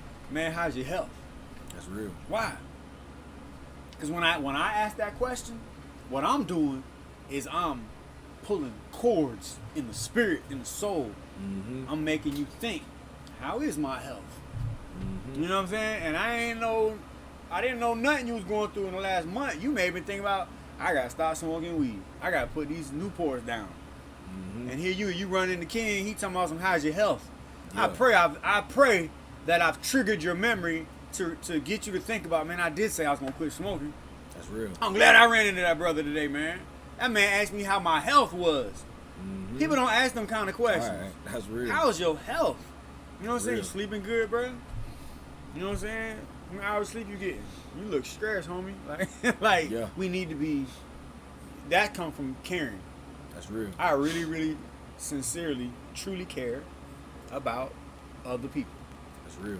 to the point where I may even piss you off and disturb you by the question or the topic of conversation that I brought up when I'm in your presence. Yeah. And you just ain't comfortable about talking what needs to be talked about, and it rubs you a certain way, but I know that that's what needed to be said. That's real. And I made a post on Facebook the other day. If you can't say what needs to be said, when it needs to be said, to who it needs to be said to, you are not a leader. That's real. You need to sit down. That's real. You a yes man. You a sugar coater. That's real. We don't need that, bro. That's real. Brothers going through some hard, silent frustration, man. Mm-hmm. I know a lot of brothers that live alone in torment, man. They burn so many bridges. That's real, bro. Now, That's everybody real. done threw the towel in. We got a lot of brothers who are lonely and depressed. Mm-hmm. You're going through it, man. Going through it. That's why when I send my sons out into the world, my sons are going to go out into the world looking for men to embrace. Mm-hmm. Looking for brothers to empower. That's real. I love brothers, man. I love my brothers, man. I ain't really got no words for it. It sucks being vulnerable and not having the tools and the resources you need to get where you going, bro. It sucks. Mm-hmm. It hurts. That's real. Cats need to know they can depend on somebody, man. They need to Straight know. up, bro. Put some money on a brother JPEG, man. Yeah. Right, that For real, brother. though. Come on, man. For real. Like, you know this man got court. Go to court with him. Show up with him. Mm-hmm. You know he on probation. Man, stop smoking with that brother, man. If it mean even ending y'all relationship, man, quit encouraging that brother to do that stuff. He on probation. Mm-hmm. Like, we need to stop being soft with each other and be hard. Mm-hmm. No, bruh. Straight up. But back to that frequency thing. You hang around 8 brothers and all y'all on the same frequency. The only thing y'all think about is getting the bag for the day. No. You better go get your anger management class done, bruh. Yeah. Shoot. Straight up. That's real. You forever gonna be paying restitution, Yeah. court fees. Yeah, man. I remember I went to the probation office one day with a young sister. I went to the probation office with this sister to talk to her boyfriend, probation officer. Trying to figure out why y'all got this man reinstating this man probation when he been on probation for 33 months. The only thing he violated for was weed. Yeah. 1 month before he supposed to be terminated, y'all finna reinstate his termination. And I read the addendum, Yeah. and I know how long bro been on probation. Matter of fact, I know the officers who arrested him for 4 years straight. The same 2 narcotic police officers arrested this brother for 4 years straight from age 17 to 21. Drugs, drug charges, possession charges. Not one charge in 4 years ever stuck. They were all dropped. They were all documented. He was arrested, but all the charges were dropped for 4 years straight. There's one brother.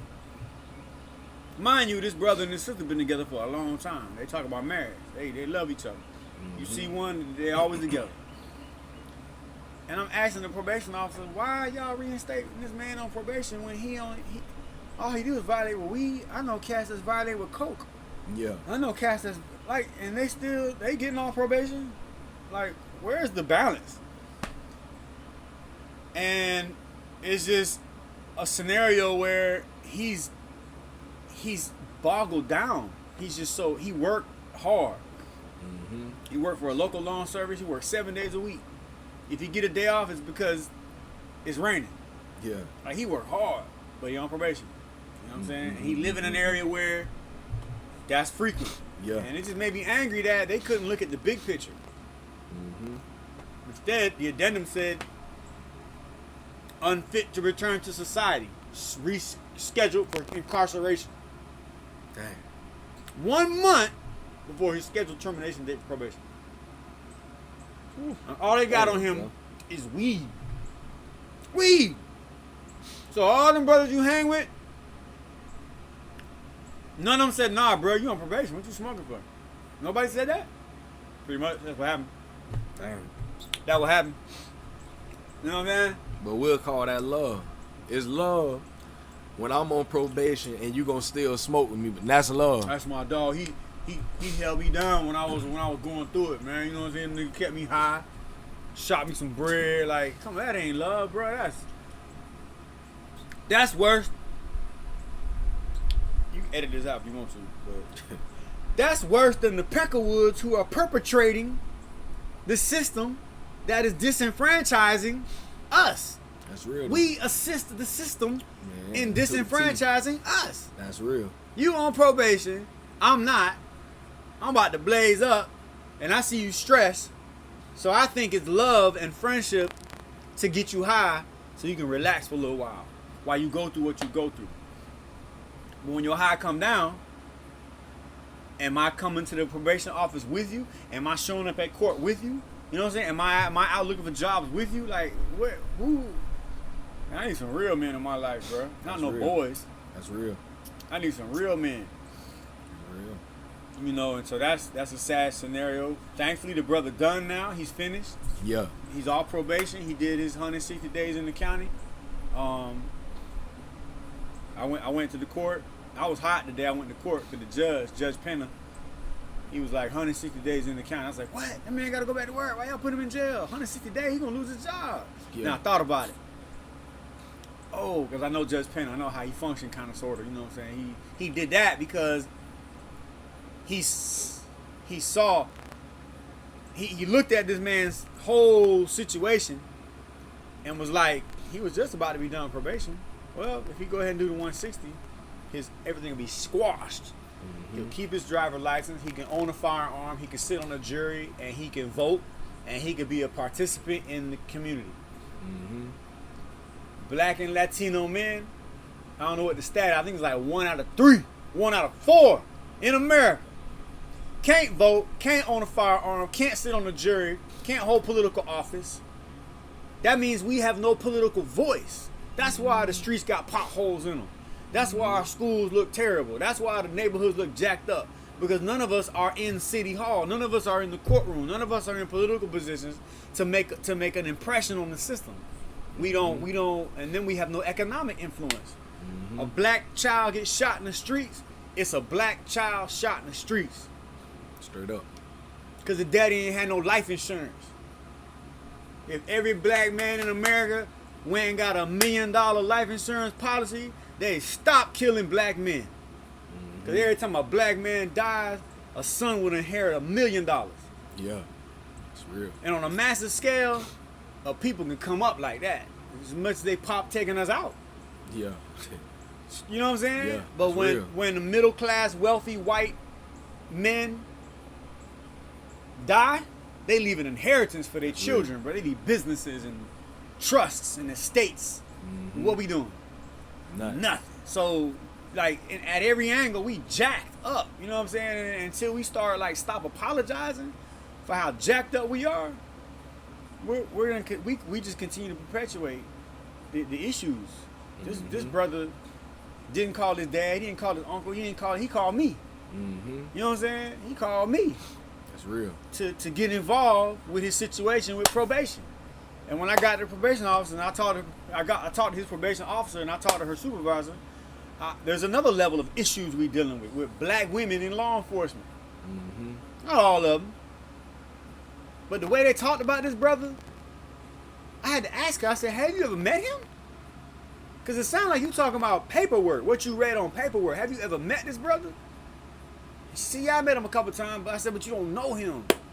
You guys really need to redo your addendum before you turn. But it was too late. They already made their decision, bro.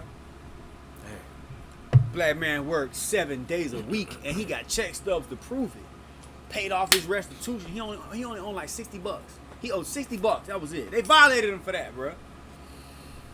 This man trying, bro. And then his lady come in, and if you talk, why would this young sister come into probation office to talk to probation officers about her boyfriend? I guess you could brush it off. You know, I don't know. But let's look into that. Let's talk to this sister. I don't know.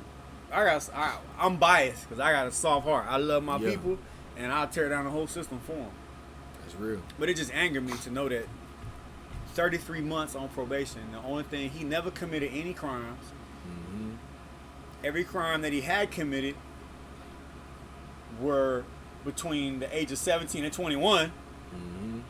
And they were all drug charges, and they were all dropped, and they were all arrested by the same 2 cops. I did my research. I know. You can't tell me nothing. I know.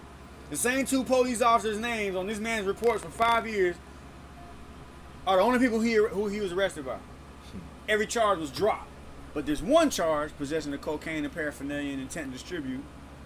It stuck. It wasn't even cocaine. It was paraphernalia residue. The packet tested positive for cocaine. So he got arrested for that. An empty bag of coke. Yeah. That gave him you know what I'm saying? All those charges in the past, the judge looked at that, boom, got a charge. This one don't stick because he's 20, 21, 22. Yeah.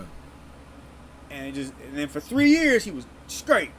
He's always a good kid. He just was, in that atmosphere. You know what I mean? And so he got 33 months marijuana. Dang. Now we gotta look at who he hanging out with. None of y'all brothers told him, don't smoke with that dude, man. Yeah. Don't smoke with that brother, man. He on probation. Come on, man. That brother gotta get out the system. Straight up. That's because we don't think we at war. Mm-hmm. That's why we do that. Mm-hmm. That's why we got to be aware, man. We got to be aware of who we allow into our life and who we allow to have. Definitely. Who we just allow to even. We just allow access to almost anyone. Now, I ain't gonna say we allow access to anyone because at times we don't allow the right people in. It's just we know what we be doing. We know what we be doing. So it's like, because you can't say we allow anybody because you see someone who need to be in your life and need to be there, we'll shun that person. But that person that's going, like I say, well, that's my dog because he done smoked me out for the night. He done fired my head up. That's my dog. I love him. And I had to really, and I was one of them people, man, that really had to start looking at like, I gotta really get around some people that's gonna really show me gonna really show me love, and really that won't tell me to do what's wrong. I need brothers in my life that's gonna see me if I'm doing something, they gonna say something to me. I needed that. And that's why I go back to, I thank God for y'all brothers, man, because that's what I received. I remember, bro. And at that time in my life, when I was 22, I had just turned 22, and I needed that, bro. Like, what I got from y'all brothers, bro, when I was such a pivotal time in my life for me to know some brothers that I could, boy. Perfect timing, bro. It was so perfect. When I tell you, boy, I needed that, and I never looked back from them because I'm like, I seen what it did for my life. I seen where I went. And I had to shun a lot of people for that. You got to. And I had to cut off a lot of relationships, and that was the thing that hurt me the most. Yeah. Was to cut off some of those relationships that had held for so long, even with family members, because I needed to break off for a little while. Now I'm where I am now. I'm rebuilding those relationships now.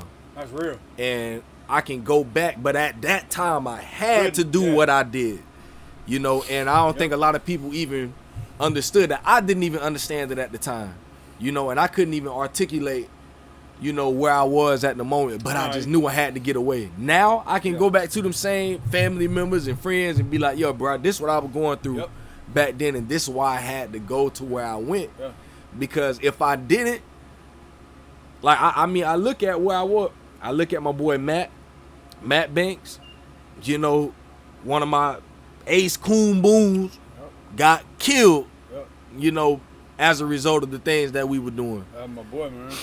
I look at my boy Raymond. Raymond caught 15 years in prison behind the things that we were doing.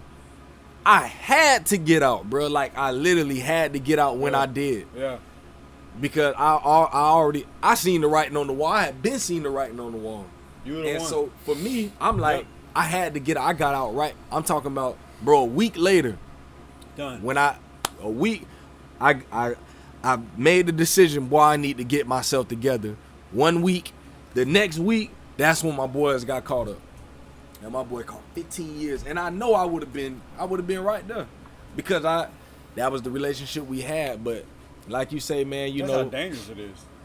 That's how dangerous. It's real, bro. Because I met Gerard, and while being equipped in manhood, I ministered to Sean.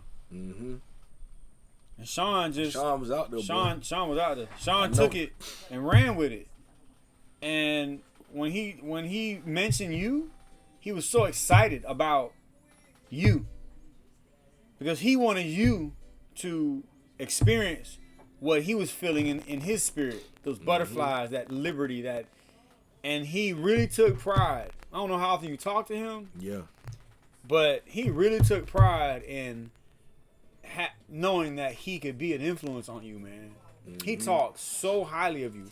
And I can't express how much it means to me.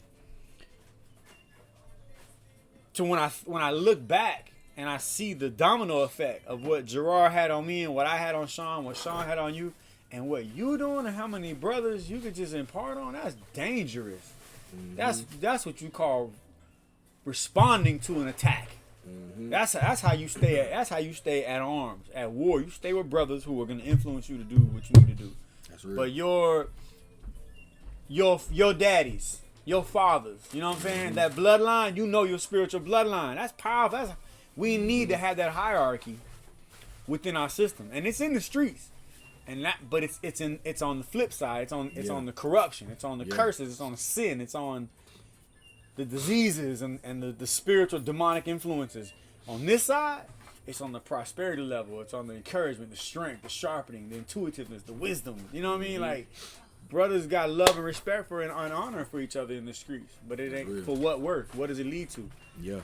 You know what I'm saying? Because you in that 8x10 by yourself. All right. Sure.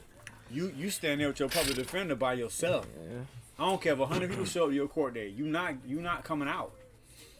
Not when you push that ballot to the point where every brother that you know that is married, every brother that you know that was doing crazy stuff, now they chilling. You don't want to be around them kind of brothers, man. Mm-hmm. You mean to tell me you can't park outside the brother house till he come home from work because you don't want that kind of mentorship? Mm-hmm. You know what I'm saying? Like this brother did time in prison. Now he got his own plumbing company. Yeah. Or this brother spent time in the prison and now he got his own detail shop. That's real. You don't want to be around brothers like that. You want to hang around the cats that don't have businesses and are about to go to prison. It's real. And who are on probation. I ain't saying you can't love them and show, gratitude, but you shouldn't be spending 70% of your day with people like that. Straight up, bro. And Pastor Gerard always told me, I remember he would always say, he would use the example of Abraham, of being a leader and stepping away from your people. Mm-hmm. Don't be so common. That's real. Because some people won't listen to you because it's coming from you. Mm-hmm. That's because you common. Mm-hmm. They see you every day. You ain't doing what you talking about. You gotta break off, and you gotta go into isolation. Mm-hmm. I forgot what it's called in Islam, but there's this. Somebody may know, but it's this time where it's like a rite of passage. Mm-hmm. When a man who is given everything he has to Islam and he commits himself to the tenets of the Torah, it's like a 30-day isolation period, and they build these rooms in Arab nations where for that purpose, the man, and it's like a circular room. There's pillows everywhere, and you're in that spot for 30 days. And the men who you're connected to who are waiting for you to have your moment, because you're in there to hear from God. Mm-hmm. And you're in there. There's a restroom in there. There's no electricity. There's no TV. There's no electronics. There's electricity. But you're in there to isolate yourself so that when you come out, you ain't who you was when you went in. Yeah. And the men that you come out to are the ones who conjure up this experience. It's a rite of passage, bro. Mm-hmm. So with the kids I work with, Lions Den rite of passage. Mm-hmm. The 12-year-olds, and I'm doing this with my son for the first time. He's gonna be 13 soon. We're doing a 3-day camping trip. Mm-hmm. We're gonna be outside for 3 days. Mm-hmm. And he's going to experience that. And we're going to take with us on day one enough of what you need for 3 days. That's real. So that means, a bag of peanuts. We'll get water as we trek. You know what I'm saying? Some fruit, maybe couple canned goods. Ain't gonna be much eating. We're gonna drink, but we're gonna be talking about the scriptures, and we're gonna be looking at the atmosphere. We're gonna be looking at nature, and you're gonna be walking, and we're gonna camp out, and we'll probably go fishing. And our young boys need that. Mm-hmm. They need that right of entry and passage into manhood, because so many of us didn't get it. Mm-hmm. I like to think I got mine when I went to basic training in the Army. I like to think that I got my rite of passage. You know what I'm saying? But then when I got home from the military, there was so many other things in life that I faced that I didn't know what to do when it came time to make a decision on having a baby on the way. You know what I'm saying? Get my own place. Getting a really good job. Like, those are decisions. Those are big boy decisions right there. You got to do that. And if you weren't equipped at 10, 11, 12, 13, 14, 15, 16, by the time you turn 17, it's almost late. Yeah. You know, That's real. you got to take what you can take. So, but I knew from watching my pops that, shoot, I can go in the military. Mm-hmm. I knew from watching my pops I could be a police officer. Yeah. I knew from watching my pops I could have a wife and 2 sons. Mm-hmm. I knew from watching my pops that I could drink all the way up till midnight and still get up at 6 in the morning and go to work. Yeah. I knew I could do that because I watched my pops. Yeah. You know what I'm saying? I knew I could have me a little weed habit and keep it on the side to where I only smoke when it's just me out. You know, so imagine if a young man is watching a pops run a business. You know what I'm saying? Start a catering company. You know, invest in stocks and bonds, or builds things with his hands. If a son is watching his daddy do that, that's what he's gonna do. Mm-hmm. That's why it's so important for brothers to get their act together, because the little man is watching, man. That's real. Oh, that made my eyes water up, bro. The little man is watching. They don't want to be like who they see on TV. Straight up. They don't want to be like none of these football players. They don't. All right. But that's all they got. That's all they got. That's real. What you doing, bro? Wow. They want some real men. They want men that's tangible. Yes, that's They what they want men really. that They they want to can- be. Yeah, but they settle for Odell Beckham. All right. They That's settle real. for LeBron James. You know what I'm saying? Ain't nothing wrong with that. Yeah. But I checked some of the decisions that Odell Beckham has made in his life, and that ain't the example I want my son to follow. Look how much money you got. Straight up. Look at how handsome you look, and all the modeling contracts you got, and all the stuff you got going on. Some of the decisions you made in life, bro, I ain't really impressed. It's real. So you not an influence on my son. Mm-hmm. I am. You know. It's real. And like you said earlier, the kids, my son 12, he peeps my weakness all the time. Yeah. He checked me, and I want him to. Mm-hmm. That's my little man. He about big as me. Yeah. And I need to be able to have that rapport with him, to where when my son sees me in the error, he can be like, Dad, I got to be humble like that. Yeah. Why would I be ignorant? Why would I want my son fearful to be able to speak to me about something I'm doing that he don't understand? That's real. Because if he see me doing something he don't understand, and I continue to do it, I'm basically teaching him how to do something that will bring him no benefit. Because that's the only example he's seeing. I got to be able to have a communicable relationship with my son, to where when he see me doing something and he don't understand, he can question it without me. You don't question me. Like, that's what I got coming up. You know what I'm saying? No, I got to be able to. This is a training session. Mm-hmm. Man, them some skills, brother. That's real. Oh, I got them boys that run my house if I let them, and they try. Yeah. They try to run the house, bro. Yeah. They push, and it'd be funny to them because I'm empowering them to be strong, to be bold, to be boisterous, to be vocal, and then when they're bold, vocal, and boisterous with me, why would I get an attitude? Yeah. I'm empowering them. I got to be able to take it. You know what I'm saying? And bounce that thing back and continue to help them develop. That's real. So it's a lot to it, man. That's real. But salute to the sisters that hold us down. Mm-hmm. They waiting on that child support check. Yeah. And I'm sending mine faithfully, y'all. Yeah. I'm almost Yeah. done. You know what I'm saying? It's like, man, I could have bought a house. Yeah. You know, man, I could, yeah. That's if I could help a brother, man, marry her, bro. Mm-hmm. Hey, Be faithful. Marry her. You know what I'm saying? Straight up. Wait, I don't know if she be tripping. Nah, you tripping. You a man. You a man. You know what I'm saying? And I like to use the concept, having your pimp card. You ever watch the Pimp for real? Like, No. you ever study pimps? No. Bro, study pimps. It's sad, but it's real. It's crazy if you look at certain things and where that culture comes from. Pimping, it's a sick history. Yeah. It's rooted in them breeding us. That's pimping is rooted in the breeding of black people for slavery. That's really where you go to St. Louis, Missouri, and Los Angeles, and you go to the streets of where pimping is like, you know what I'm saying, you pimping women. That come from the system of slavery where we were bred, and it's sick. But my point is, a pimp put his foot down, bro. You don't play the radio. You know what I'm saying? Well, he said go, you get slapped. And so it's a bad analogy. But my wife don't run over me. Yeah. And I'm not the breadwinner, bro. She is. Straight up. But I'm the man of the house. Straight up. And I ain't got it all together. Mm-hmm. And neither do she. So I'm not finna walk around on eggshells. I'm gonna do what I gotta do to make sure I help maintain the peace and the order in the home. I am the man of the house. Straight up. You would have helped me. You helped me meet every goal. Straight up. And I honor and respect everything you do. It's real. If I have an idea, I'm gonna run it by you. If you have an idea, run it by me. Let's talk about it. Let's not talk about certain things in front of the kids. Let's have our moment of time alone. Like, you gotta put your foot down. That's real. And my heart hurts to see young brothers going through it with the mother of their children. She the man. Yeah. She running you. Yeah.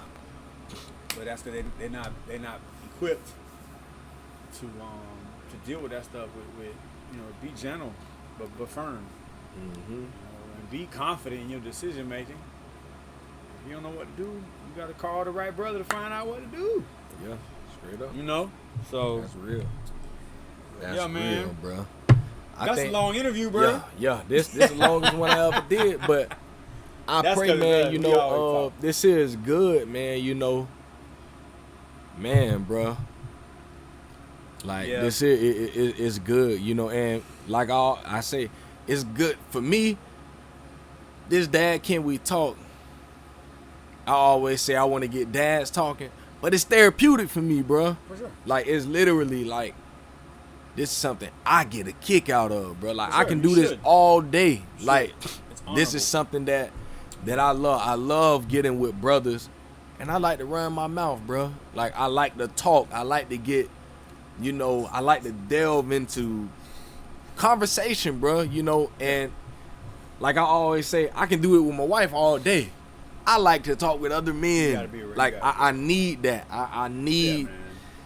Like this is something that I need, and my wife already knows. She know me.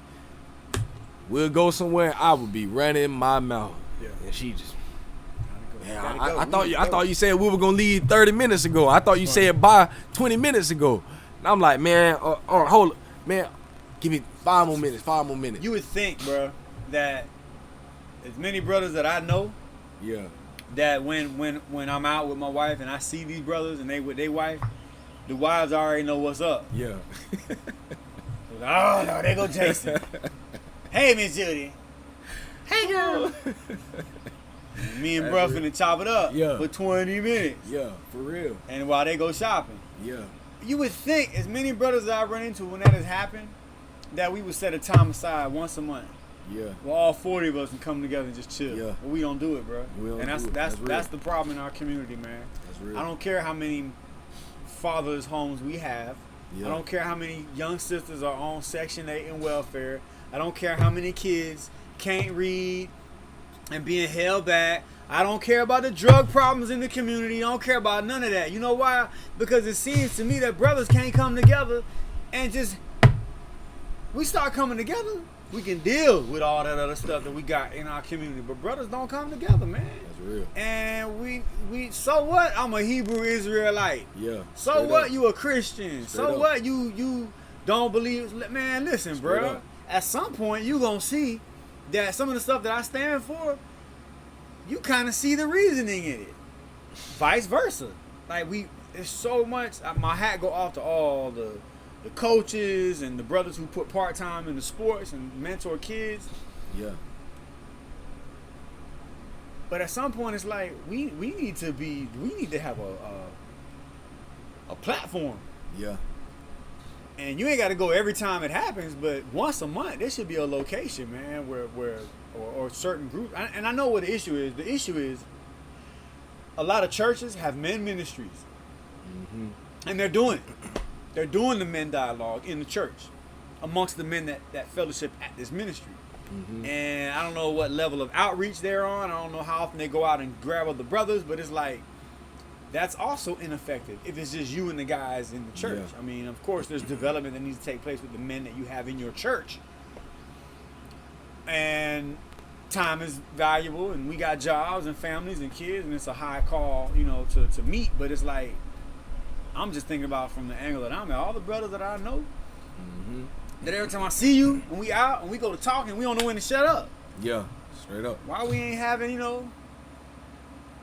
a monthly forum, and have the sisters catered or something like that, and just come together, and things can be born from that. I went out of town, went to Texas 1 month. It was this year, and Derry Lloyd. I reached out. I saw a flyer that Derry had. I called him. I'm trying who else? Oh, Abdul had the flyer on his Facebook page. Who cut hair? Yeah. And I called the number, but it was Derry's number. Derry Lloyd, state attorney. Yeah. And we talked. He poured out. He's like, man, I want to get brothers together. We do a workshop, figure out what we're gonna do to where we can.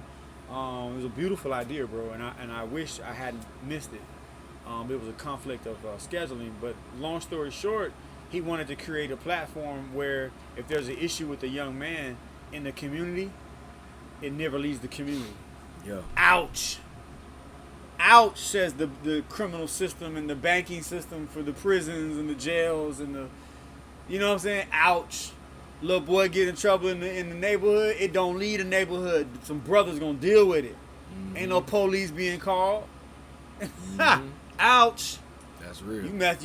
Now what we doing is we short stopping somebody's grind. Yeah, we don't want to talk about the system that thrives off of our young men's failures, and it's a result because grown men ain't dealing with it in the neighborhood.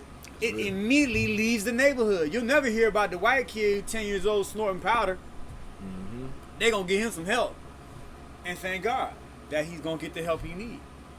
But the little black boy going to jail.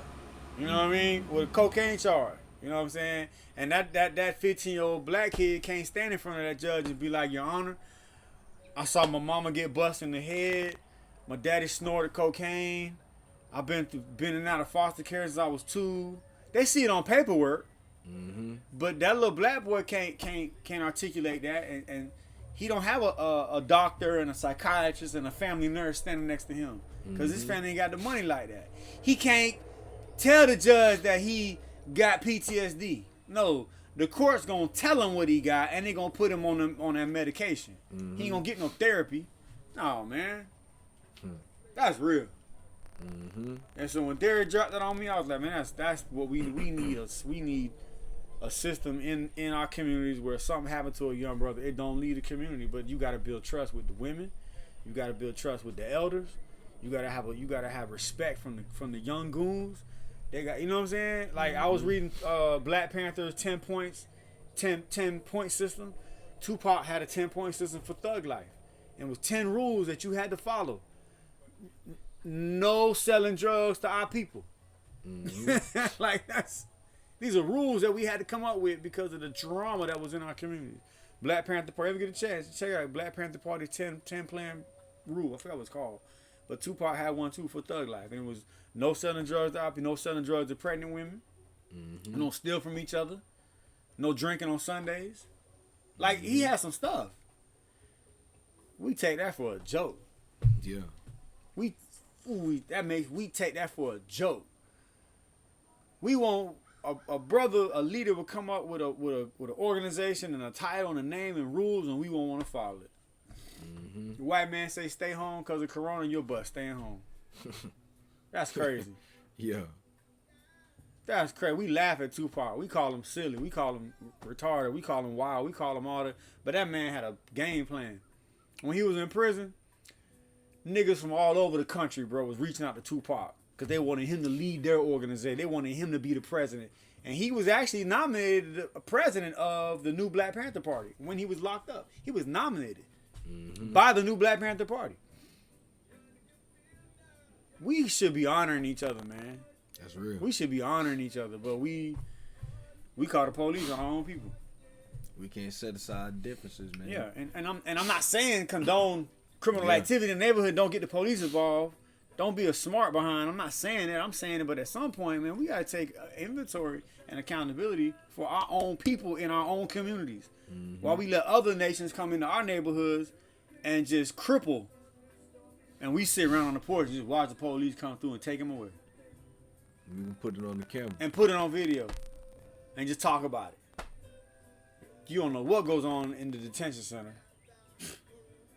with these kids, man. This little man get in the detention center, and the first thing he gonna happen when he get in there is he gonna deal with some good DJJ officers and some bad DJJ officers. He gonna get on the pod, and he gonna run into some kids that's gonna put more wicked ideas in his mind. And it's just not healthy, man. It's not healthy, bro. But it's a dynamic, and we ever get a chance to do another sit down, all this stuff is the curses that our people, we living these curses out that are in scripture. We just too busy trying to read the fun stuff out of the Bible, man. We them people, and our people are experiencing the curses that are spoken of in the scriptures because our forefathers did not keep the laws, the statutes, the commandments that the Most High gave our people. And it's spiritual, man. Straight up. But it is manifesting itself in physical curses. Why do we pack out the penitentiaries? Why do we pack out the jails? Why? Like, why are our communities ravaged with poverty and drugs and rape and molestation and foolishness? Why?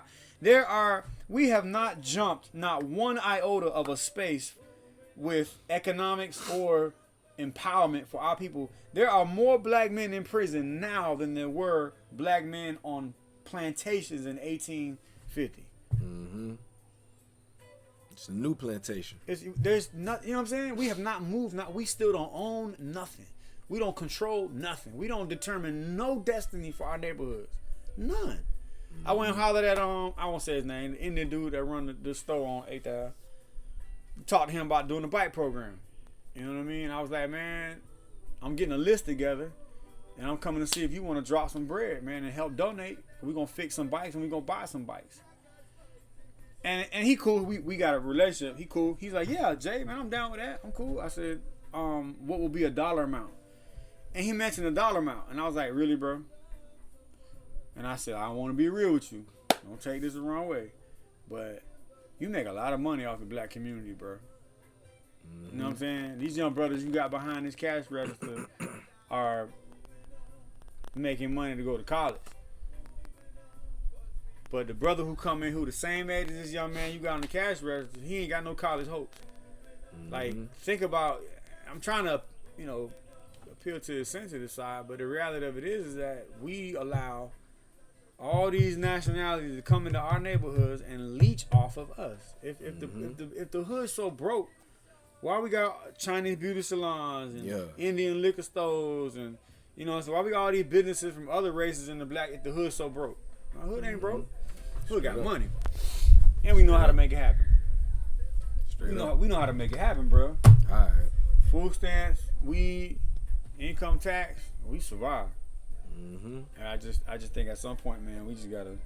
And then there's too much division between the age ranges of black men. Too much. There's such an intimate relationship we're missing with each other as men. We missing it bad. It's in the it's in the Christian church. Now you go to a Christian church, and you are gonna have that fatherly, brotherly, uncle relationships of men inside the church. You're gonna see it in the church. It's gonna be healthy. It's gonna be wholesome. Dude getting a job. You know, we think, and then that makes us think that we need to go to church to get those things. Mm-hmm.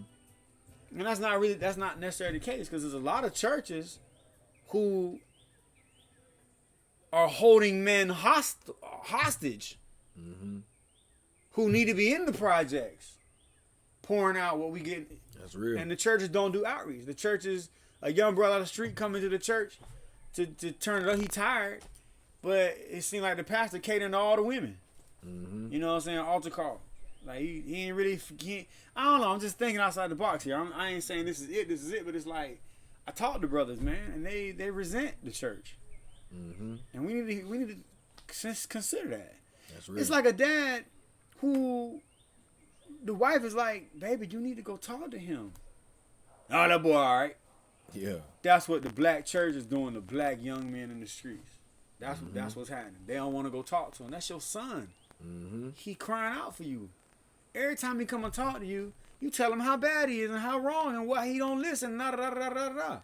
Mm-hmm. That will happen when a brother go to church. He just hear the bad stuff. You know what I'm saying? Once again, I'm not saying that's the end all be all, but Yeah. you see the dynamic in that. Yeah, That with the straight black up. church in the black 8 churches on one street, Mm-hmm. and not one black owned business, and not one of them churches own their property. They all renting. And every Sunday they taking tithe money and they take them black earned dollars from grandma and they put it in a white owned bank. Mm-hmm. And that white owned bank takes that money and gives it to a white construction company. I say white because black folks don't own.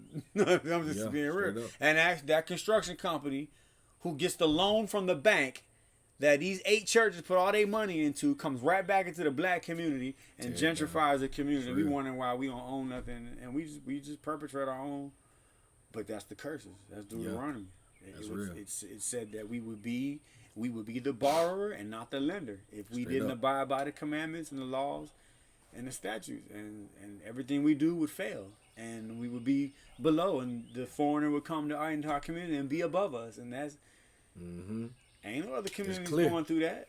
It's clear, Ain't bro. no Hell Plantations ain't doing that. Yeah. Hell Plantations straight, they got their own Publix. Black folk Yeah. got to go all the way other side of town to go to Publix. Red Lobster. You know, businesses don't even want to put corporation companies in the black community unless it's like warehouses or labor. Mm-hmm. When they build Walmart, we really off subject, but when they put Walmart is not good. Yeah. Walmart plateaus the economy. Yeah. And you just Walmart destroys Ace Hardware. Mm-hmm. You know, Lowe's and Home Depot, they kill the small mom and pops. That's why I love being out here in the country. I go to the feed store and get everything I need for my animals. You know what I'm saying? I know Winn-Dixie's corporate, but Yeah. I go to Winn-Dixie or I go to Save-A-Lot and get everything I like. We don't understand the economic issues that we're having in our community because we never had ownership. Mm-hmm. You know, as of recently, there were times when we did have ownership, but the reason why black communities were destroyed and burned and terrorized is because economically we were a threat. Mm-hmm. When we did keep our money within that right there will fuel marriage, fuel families. Poverty, you get rid of poverty, man, or at least combat it with Mm-hmm. logical money activities. You know what I'm saying? So you live in the projects and you get your check, and within an hour, all your money is being spent with businesses owned by people who don't look like you. Mm-hmm. And this ain't rocket science. We all know this, but we're not taking action. And then at the same time, if you would see the scriptures as what they really are, we are captive in a stolen land. We are in captivity, and we can't develop nothing inside of our walls. We can't develop nothing, and it's just a perpetual state of poverty. And the solution is repentance and returning to Torah. Mm-hmm. And really looking at these scriptures, like studying the laws. Look at the statute. You ever looked at Florida statutes went online and looked at like Florida, like a couple of them, yeah. So when you go online, you look at Florida statutes. You're looking inside of a law book. Here is the law book. Yeah. This is actually the Bible is a law book. The first 5 books. And then as you read some of the laws, the Most High mentions elements of the law. Those are statutes. You know what I'm saying? And then the commandments are not limited to just the 10 commandments. Yeah. A commandment is anything that came out of the Most High's mouth. Man shall not live by bread alone, but by every word that proceeds out of the mouth of Yah. There are over 55,000 laws on the books in the land. And there's 613 laws in here, and we can't keep 613 laws between never been to jail. Yeah. You know what I'm saying? And for brothers that have been to jail, they would be more leaning. They would lean more to agree with what I'm saying, because as they're in jail, they're trying to fight their case. They're studying the laws and the statutes. Then they go to Bible study and they start seeing similarities in the laws that they see in the Florida state. Man copy what God put in the Torah. And that's the solution for our community, man. We the chosen people, and we need to return the Torah and study these laws. Not boast in them, but we follow the law. We keep the law, man. It's order. It's structure. You know what I'm saying? And that's what we don't have is order or structure. We don't have that. Yeah, we don't. We do not have that, man. That's an amazing concept. The police come into the neighborhood like they own it, like they run it, and they can, because we've allowed disorder to just run rampant. You know what I'm saying? In our neighborhoods, it's crazy. So, wow, bro. The dads that know, man, gotta step up. Straight up. You got to, man, and just be definitely. Your first and foremost priority is your family. Your ministry is number one. That's got to be in order before you step out. Straight up. Depending on how strong your relationship is with your wife, man, even though things are still being molded and shaped and critiqued and done in your home, you can step out. You know what I mean? Because you got this family boiling and it's cooking, it's doing good. There's some things we need to work on, but I do got time to go out and do some ministry, man. Go do some outreach, start a little program. You just gotta be active. Straight up. You just gotta be active, man. So, but yeah. Straight up, man. Yep. Well, I guess that'll wrap it up for this episode. This will be on our season 2. This will be episode 1 of season 2 of Dad Can We Talk, man. So y'all stay tuned, man. Definitely. I pray that there was something within this 2 hours that you can get out of. 2 hours? Get out of this. Man. That you could pull something out of this. Yeah. And try it. Try. Men, if you're listening, this is for your benefit. Reach out. This is nothing that we don't know it all. We ain't got all the answers. But we're sharing experiences, and we've talked about many different experiences. And I pray that you will be able to pull and take something out of this and apply it to your life and have a testimony, man. I can guarantee you will have a testimony. I'll say that, because these are mistakes that we've made. These are experiences that we've had. And these are things. My brother shared a lot of things from his heart, man. A lot of things from experience, a lot of things from the scripture. Don't take our word for anything. Go and study for yourself. Get your own understanding. That would be my encouragement to any man out there, man. Go and do your own study. And if you don't know how to study, get with a brother who can help you. You need someone. My encouragement is get with brothers, man. Let's get together and let's sit down and start sharing with each other and encouraging in each other. Definitely. And women, if you're listening, encourage your man to get with another man. Let that man go and let him go and be with some men sometimes. That will be beneficial to you. It will be beneficial to your children. if you allow that man to go in fellowship with other men. Who got their stuff together? Yes. Very important. Some men that got their stuff together.